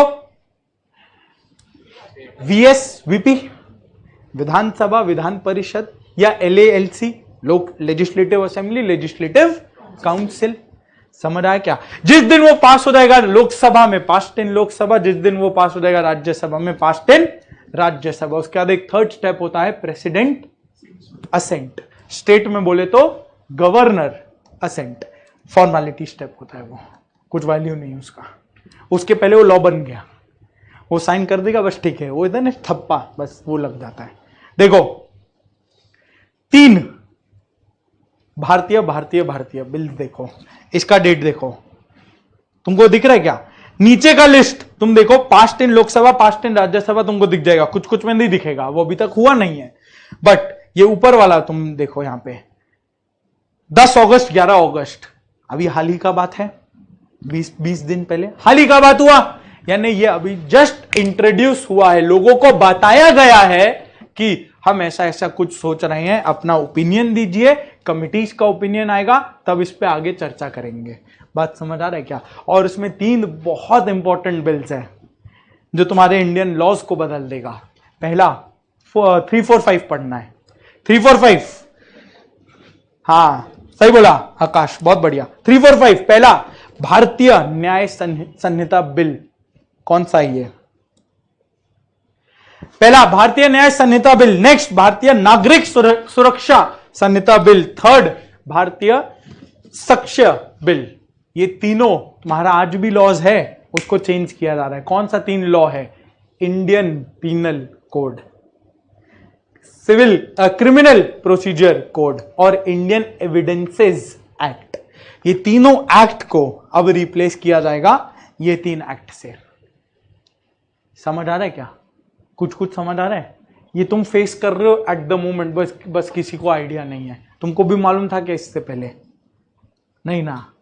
सुन के अच्छा लगा ना, कैसा भी कुछ होता है।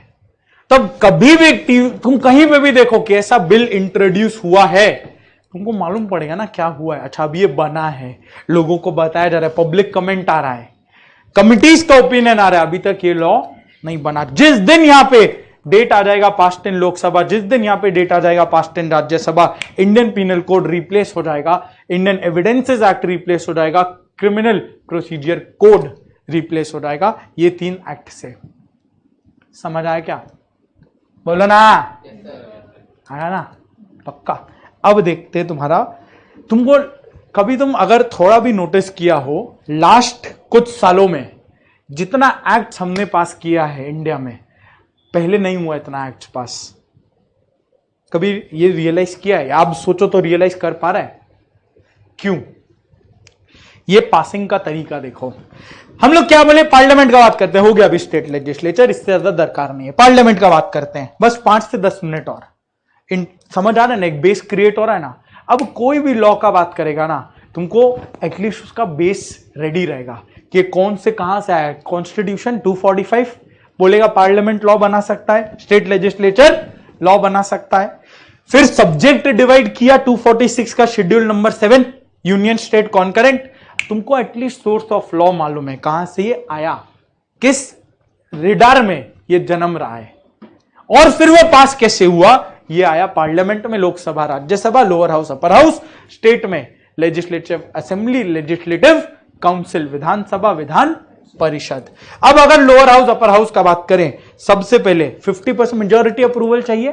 बोलो ग्रेटर देन 50%। कितना सीट्स है लोकसभा मालूम है क्या?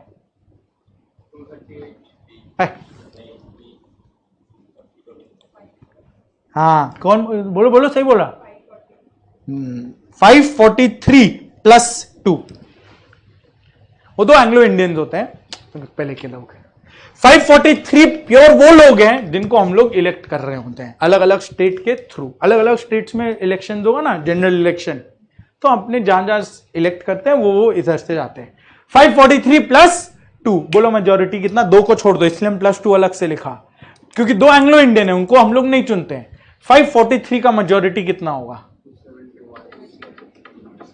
271 मेजोरिटी होगा कि 272 मेजोरिटी होगा? मेजोरिटी चाहिए तुमको ग्रेटर देन 50%, 272। और अगर तुमको मजे का बात बताए, ये मेजॉरिटी अप्रूवल वाला सिस्टम हर लॉ में है, तुम्हारे कंपनीज एक्ट में भी है, इसका नाम होता है ऑर्डिनरी रेजोल्यूशन। आगे देखेंगे अपने। तो स्कीम ऑफ थिंग्स ब्रॉडली वही रहता है, इसलिए तुमको इंडियन लीगल सिस्टम समझना बहुत जरूरी होता है। सिलेबस का हिस्सा नहीं है, बट सिलेबस का बहुत चीज तुमको ये ऐसे ही बता के चल जाएगा। अब जब हम लोग रिलेट करेंगे ना हर क्लास नहीं, ओ ये तो मालूम है, समझ आ रहा है ना। तो ये 272 का अगर नंबर आ जाए तो लॉ पास हो जाएगा लोकसभा में, हाँ या ना, करेक्ट है ना। तुमको मालूम है ना वो लोग के ताली पीट के पास, यहां मत करना टूट जाए, वहां पे चलता है, वैसे ऐसे करेंगे तो अपना वोट हो गया, पास हो जाएगा, समझ आ रहा है ना।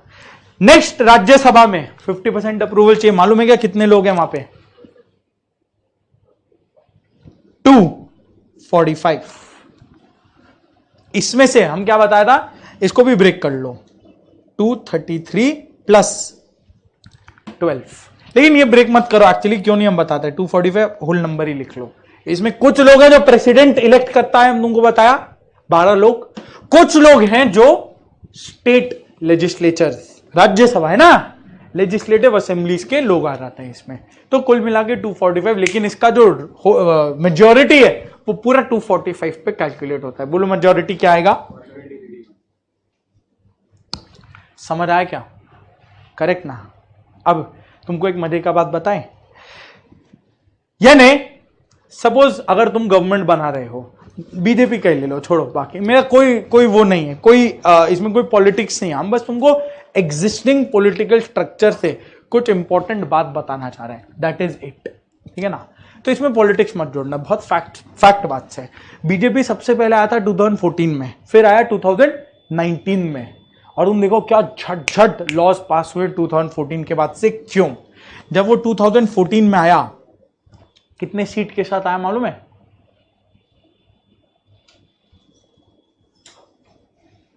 305। जब वो 2019 में आया तब वो लगभग, एग्जैक्ट नंबर मेरे को नहीं ध्यान है, लगभग 350 प्लस माइनस 5 ऐसा रहा होगा, 350 सीट्स के साथ आया। एग्जैक्ट नंबर मेरे को स्ट्राइक नहीं कर रहा, 350 सीट्स के आसपास से आया। अब बोलो क्या इसके लिए क्या बड़ा बात होगा लॉ पास करना? क्या खुद के लोग घर में बैठे तो दिक्कत क्या है? तुम पापा मम्मी को जाके बोलो कि हमको ये बात, वो लोग अपोज करेंगे तुमको? पड़ोस वाली आंटी को समझाने का ट्राई करो, चमाट खा जाएगा। समझ आ रहा है क्या? समझ आ रहा है क्या? यही तो चीज हो रहा है यहां पे भी। जब लोकसभा में सब लोग ही अपने बैठे हैं तो लॉ पास करने में क्या दिक्कत है? समझ आ रहा है? तुम देखो लॉ पास करने का टाइम देखो, 4 तारीख, ये दिख रहा है। वैसे तुमको बताता है, जो तुम आर्टिकल 370 का बात किए थे, कहीं तो इधर ही पास हुआ होगा, कहीं तो इधर ही पास हुआ होगा। कौन से साल में हुआ था?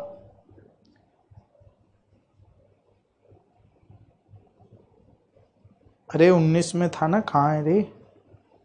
गिरा है नहीं, गिरा 175 नंबर पढ़ो, Jammu and Kashmir reorganisation bill 2019। ये होम अफेयर्स के अंदर आया। किस दिन इंट्रोड्यूस हुआ? 5 अगस्त 2019। किस दिन पास हो गया? 6 अगस्त 2000। घंटा पब्लिक कमेंट जो था एक दिन में निपट लिया। किस दिन को राज्यसभा में पास हुआ? पहले ही अप्रूवल आ गया उसका, जो हो पहले अप्रूवल आ गया। ऑब्वियसली वो फर्स्ट लोकसभा से पास होना जरूरी है, बट एक प्राइमा फेसी अप्रूवल वो लोग ले लिए पहले ही। अल्टीमेटली दोनों का अप्रूवल के साथ ही लॉ बनेगा, बट ये इस तरह से जाता है। समझ आ रहा है क्या? तो तुम देख रहे, इंट्रोड्यूस हुआ, पास हो गया। इंट्रोड्यूस तो होने दे दो भाई ढंग से। यहां तो वो भी नहीं हुआ, वो आया टक टक टक टक डन। समझ आ रहा है क्या? बट ये इतना इजी है नहीं, ये इतना इजी प्रोसेस होता नहीं है, स्पेशली इंडिया में। तो ये फायदा हो गया बीजेपी गवर्नमेंट को सीट्स का, तो वो तुमको यहां पे दिख जा रहा है। और स्टेट्स में भी फायदा हो गया, राज्यसभा में स्टेट्स उसके कंट्रोल में आ जाता है। यूपी जो बहुत बड़ा स्टेट आ जाता है, जितना बड़ा स्टेट उतना बड़ा उसका प्रोपोर्शन राज्यसभा में। इंडिया में सबसे बड़ा स्टेट यूपी, उत्तर प्रदेश, उतना ही बड़ा प्रोपोर्शन वो कहां भेजेगा? राज्यसभा में भेजेगा, हाँ या ना? समझ आ रहा है क्या? उतना ही बड़ा प्रोपोर्शन और राज्यसभा में भेजा ना, वो तो अपना ही है, ऐसा वो बोला हम नहीं, वो बोले। समझ आ रहा है ना? पक्का ना? तो कैसे झट लॉस पास हो पाया? तुम सुना होगा insolvency bankruptcy code 2016 BJP government के टाइम पे। और मतलब इसमें तुमको लग रहा होगा हम तारीफ कर रहे हैं, हम बुराई भी करेगा अभी, क्योंकि हमको तुमको कॉन्सेप्ट समझाना है, पॉलिटिकल पार्टीज के बारे में कुछ नहीं बताना है। इंसॉल्वेंसी बैंक्रप्सी कोड जो क्या बोलता है, अगर कंपनी खराब कर रहा है तो भाई राइट दो क्रेडिटर को कि इसका बैंक्रप्सी फाइल कर सके, ये नहीं कि वो कुछ भी करके निकल ले। पब्लिक मनी को प्रोटेक्ट करने के लिए इंसॉल्वेंसी बैंक्रप्सी कोड आया 2016। With in span of 2 months law introduce हुआ, बिल इंट्रोड्यूस हुआ, कमेंट्स आया, कमिटीज लगे, पास होके निकल लिया। बात समझ आया क्या? पक्का? सेम चीज रेरा, नाम सुने? RERA, रेरा, कुछ तो सुना होगा। रियल एस्टेट में अभी थोड़ा पंगा चलने लगा है। रेरा का नाम नहीं सुना होगा, इतना सुना होगा रियल एस्टेट में कुछ तो अभी चक्कर है। क्या? थोड़ा पैसा वहां ट्रैकिंग होने लग गया है। ये सब सुनने में आओगा घर में जाके पूछ लेना अपने पापा से, मम्मी से, डिस्कशन करना ये वाला। रियल एस्टेट में कुछ पंगा है क्या? अभी बोलेंगे बहुत पंगा है। तो वहां ब्लॉक किया जा रहा है कि तुम ब्लैक मनी यूज नहीं कर पाओ, अनअकाउंटेड मनी यूज नहीं कर पाओ। तो वो रेरा आया, रियल एस्टेट का एक्ट, वापस 2 महीना के स्पैन में पास होके निकल लिया। वरना गवर्नमेंट चेंज होता है, लॉ धरा ही रह जाता है। कंपनीज एक्ट तुमको 2013 ईयर मालूम है? वो तो तब था जब पास हुआ। वो बिल कब बना सोच सकता है? 2013 में ही बना होगा, 2 महीना में तो पास हो रहा है। 2008 उसका फर्स्ट ड्राफ्टिंग था, जब वो पहली बार बिल बन रहा था। वो भी कॉपी पेस्टिंग ही था, बने ब्रिटिश लॉ से। 2006 में ब्रिटिश लॉ बना, कंपनीज एक्ट, तो वही अपने 2008 में कॉपी, टाइम लगा उसमें भी कॉपी। खैर ये obviously laws are copied from other countries, inspiration लेके बनाया जाता है, उसमें कोई वो नहीं है, बट इस तरह से लॉ बना। 2008 का चलते 2013 में आया। उसमें ऐसा नहीं था कि गवर्नमेंट के कारण ही सब कुछ हुआ, बट हाँ बहुत सारा कॉन्ट्रीब्यूशन था। बात समझ आ रहा है क्या? बात समझ आ रहा है क्या? करेक्ट ना? पक्का? इस तरह से अपना लॉस पास हुआ। अब तुमको लग रहा है सारा अच्छा तो बोल दिया। अभी तुमको याद है बीच में पंजाब केस में फार्मर्स बहुत प्रोटेस्ट कर रहे थे। अगर तुम टीवी न्यूज वगैरह देखा होगा, फार्मर्स बहुत प्रोटेस्ट कर रहे थे। तो 3 ऐसा फार्म लॉज निकला था, बीजेपी गवर्नमेंट ही लेकर आया था। 3 फार्म लॉज लेके आया था और फार्मर्स उसके बहुत अगेंस्ट हो गए थे, क्योंकि उनको लगा कि भाई ये तो हमारे रोजी रोटी पे क्वेश्चन क्रिएट कर देगा। तो वो मोदी जी फिर टीवी में आके बोल रहे थे कि ठीक है हम ये लॉज को विथड्रॉ करते हैं। और लॉ को विथड्रॉ करने के लिए भी तुमको एक और लॉ पास करना पड़ा कि ये 3 लॉज नल एंड वॉइड हैं। इसको बोलता है रिपील करना, विथड्रॉ करना। उसके लिए एक और चौथा लॉ पास हुआ कि ये पहला 3 को लाओ वापस, क्योंकि लॉ तुम बनाए अप्रूवल लेके, अभी विथड्रॉ क्या अपने मर्जी से कर लोगे? अप्रूवल से ही तो होगा। वो भी फिर लोकसभा राज्यसभा से पास होना जरूरी है। इसीलिए एक प्रॉब्लम बहुत बड़ा है इंडिया का, कोलिशन गवर्नमेंट होने से क्या होता है, दोनों साइड से डिबेट आता है। तो अगर कुछ बुरा है तो वो वहीं ब्लॉक हो जाएगा। ऑब्वियसली कुछ अच्छी चीज में डिले भी आ जाएगा, जैसे कंपनीज एक्ट में आया था। तो इस तरह से काम होता है। समझ आया क्या? कुछ पक्का ना? 100%? तुम लोगों को मालूम था ये चीज? सच्ची बोलो, मालूम था ये चीज? और ये तुम अब जब तुम रियल लाइफ में कभी देखेगा ना, बिल का नाम सुनेगा, एक्ट का नाम सुनेगा, लॉ का नाम सुनेगा, तब तुम समझ जाएगा कि किस तरीके से बना। और राज्यसभा में कुछ लोग होते हैं जो तुमको बता दे, जो मुंह से नहीं दिमाग से काम करते हैं। एक इंसान बता सकता है ऐसा? तुम्हारे प्राइम मिनिस्टर भी रह चुके हैं, डॉक्टर मनमोहन सिंह। वो प्राइम मिनिस्टर जैसे भी हो, वो फाइनेंस मिनिस्टर A1 थे। 1991 में LPG उनका ही देन है। डिमोनेटाइजेशन में उनका बहुत बड़ा कंट्रीब्यूशन है। वो थॉट प्रोसेस दिए इस चीज को। जितना भी अपना इंटरनेशनल ट्रीटीज बना हुआ है वो सब उनका देन है। तो ये बहुत बड़ा कंट्रीब्यूशन रहता है इन लोगों का। ऑब्वियसली अगर तुम थोड़े वैसे लोग को वहां पर इलेक्ट कर दो तो। समझ आ रहे ना? क्लियर हो रहा है क्या? 100% ना? पक्का? तो ये था अपना टोटल प्रोसेस। और जब ये हो गया, एक लास्ट फॉर्मेलिटी रहेगा, मालूम है क्या?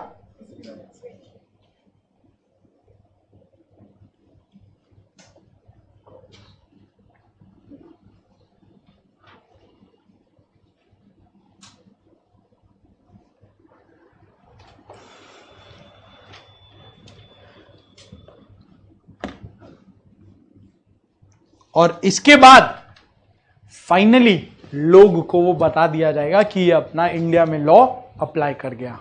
उसको हम बोलते हैं पब्लिश। पब्लिश इन, मालूम है?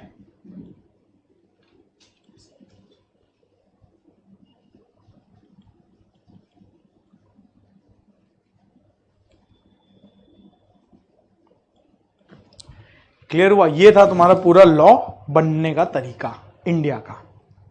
डन है? और आपने ये चीज टाइम दिया, मालूम है इस चीज में टाइम दिया, बट ये तुम्हारा बहुत ज्यादा बेस सॉलिड करके चला गया। अब तुम कोई भी लॉ उठा लो, इनकम टैक्स लो, जीएसटी, जीएसटी में एक बहुत इंटरेस्टिंग चेंज है इसमें, तुमको अभी बता दे, वो तो बाकी जीएसटी में देखेंगे। जीएसटी इन तीनों लिस्ट में फॉल नहीं करता। क्यों नहीं? वो सब अपना बात का डिस्कशन होगा, कुछ बात के लिए भी छोड़ देते। ठीक है, तो ये वाला चीज अपना तुमको क्लियर हुआ क्या? पहले अपना इंडियन कॉन्स्टिट्यूशन, उससे आया आर्टिकल, मेरे साथ रिपीट करते हुए चलो। जब रिपीट रिवाइज कर रहा हो तुम्हारे लिए कर रहा है, तुमको रिपीट करना होगा। पहले आया आर्टिकल 245, वो क्या बोला? क्या बोला? पार्लियामेंट लॉ बना के लॉ पास होगा पार्लियामेंट या स्टेट लेजिस्लेचर से। फिर आया 246 का शेड्यूल 7, 3 लिस्ट में बांटा, यूनियन, स्टेट, कॉन्करेंट। उसके बाद अपना लॉ का पास होने का तरीका, सबसे पहले बनेगा एक बिल।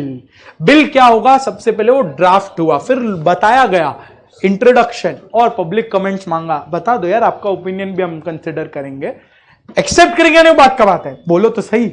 उसके बाद आया कमिटीज, कुछ एक्सपर्ट लोगों का ओपिनियंस, वो उसको ऑब्वियसली वैल्यू दिया जाता है। फिर इन सब से ये बिल का स्टेजेस हुआ, तब ये अप्रूवल के लिए जाएगा किसके पास? यूनियन लिस्ट, स्टेट लिस्ट अलग अलग, union, parliament, state, state legislature. Parliament का पूरा कहानी करो, 2 लोग, 2 हाउसेस कौन से? Lok Sabha, Rajya Sabha, house of people, house of state council, house of state councils. इन दोनों का 50% अप्रूवल रिस्पेक्टिव, इंडिविजुअली 50-50% अप्रूवल लगेगा। कोई भी एक रिजेक्ट कर दिया तो तुम्हारा पास हो पाएगा लॉ? नहीं हो पाएगा। दोनों का अप्रूवल चाहिए, तब वो बनेगा लॉ। लास्ट में असेंट चाहिए होगा प्रेसिडेंट का, और फिर वो हम पब्लिश कर देंगे official gazette. Publish in official gazette कुछ इस तरीके का हो गया, तुम देखा कभी कॉलेज नोटिस बोर्ड में ऐसे रिजल्ट टंग जाता था, कॉलेज नोटिस बोर्ड पे रिजल्ट टंग जाता था और बस हो गया, अभी रिजल्ट पब्लिश। वैसे ही कुछ यहां होता है, लॉ बनाया, अभी तो बताना होगा ना, प्रिंट करके देना होगा, अब हमको सब नहीं होता। अब वो ऑफिशियल गजेट, अपना वेबसाइट हम सब दिखाएगा तुमको, official gazette, notification in official gazette बहुत बार देखेंगे, उसमें नोटिफाई करते हैं कि भाई ये लॉ बना है, ये लॉ अमेंड हुआ है, ये देख लेना। समझ आया क्या? तब वो लॉ अप्लाई कर गया। अब आज से, इस वक्त से और अभी से तुमको ये लॉ फॉलो करना है। इसी तरह से अब तुम क्या ये 3 लॉ को ट्रैक करेगा? ये 3 लॉ जो हम तुमको बताया, जो बहुत बड़े 3 लॉज है जो मेजरली अमेंड किया जा रहा है। इंडियन पीनल कोड शुरू में बताया था 1860 में बना था, दुनिया पलट गई 1860 से 2023 में।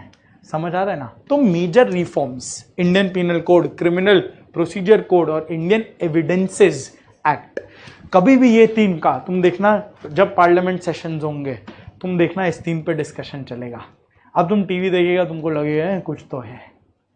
समझ आ रहा है ना? तो ये बेसिक से तुमको मालूम होना चाहिए, बिकॉज ऑब्वियसली तुम्हारे लिए लॉ बहुत इंपॉर्टेंट होने वाला है, both for CA and CMA. ये था इंडियन लीगल सिस्टम। क्लियर है? 100% पक्का? Life is good, life is easy, 100% comfort है पूरा। इस तरीके से अपने नेक्स्ट क्लास चालू करेंगे अपना सिलेबस का बात कंपनीज एक्ट को लेके। नेक्स्ट क्लास हम तुमको बताएगा कंपनीज एक्ट इस रेडार में, इस स्ट्रक्चर में कैसे होते हुए निकला। तब तुम हर लॉ को वैसे रिलेट करने लग जाएगा, तो एक अपना अपना सा लगेगा ना, अच्छा इस तरीके से आया, ये नहीं कि ए के बाद बी आया, कोई बता दिया मान लिए, समझ आ रहा है ना, इस तरीके से अपने पढ़ेंगे। डन है यहां तक। और नेक्स्ट क्लास हम तुमको बुक, नोटबुक्स किस तरीके से क्या मेंटेन करना है, किस तरीके से अपने क्वेश्चंस प्रैक्टिस करने वाले हैं, क्या रहेगा, वो सब का हम तुमको आइडिया दे देगा, गाइडेंस दे देगा। कुछ नहीं करना है, बस दिल दिमाग और जुबान लेके क्लास में आ जाना, बाकी सब मेरा रिस्पॉन्सिबिलिटी। डन है। Life is easy, life is good. चलो ओके बाय।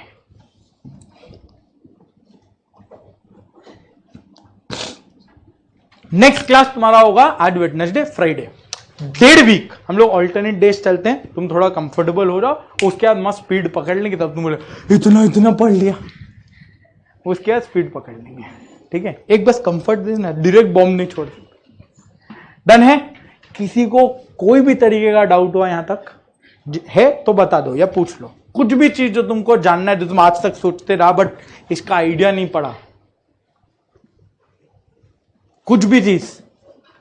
डन है ना, 100%। चलो ओके भाई।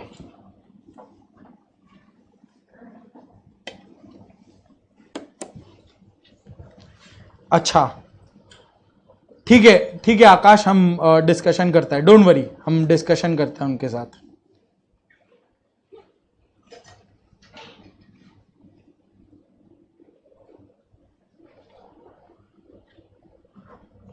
मतलब ये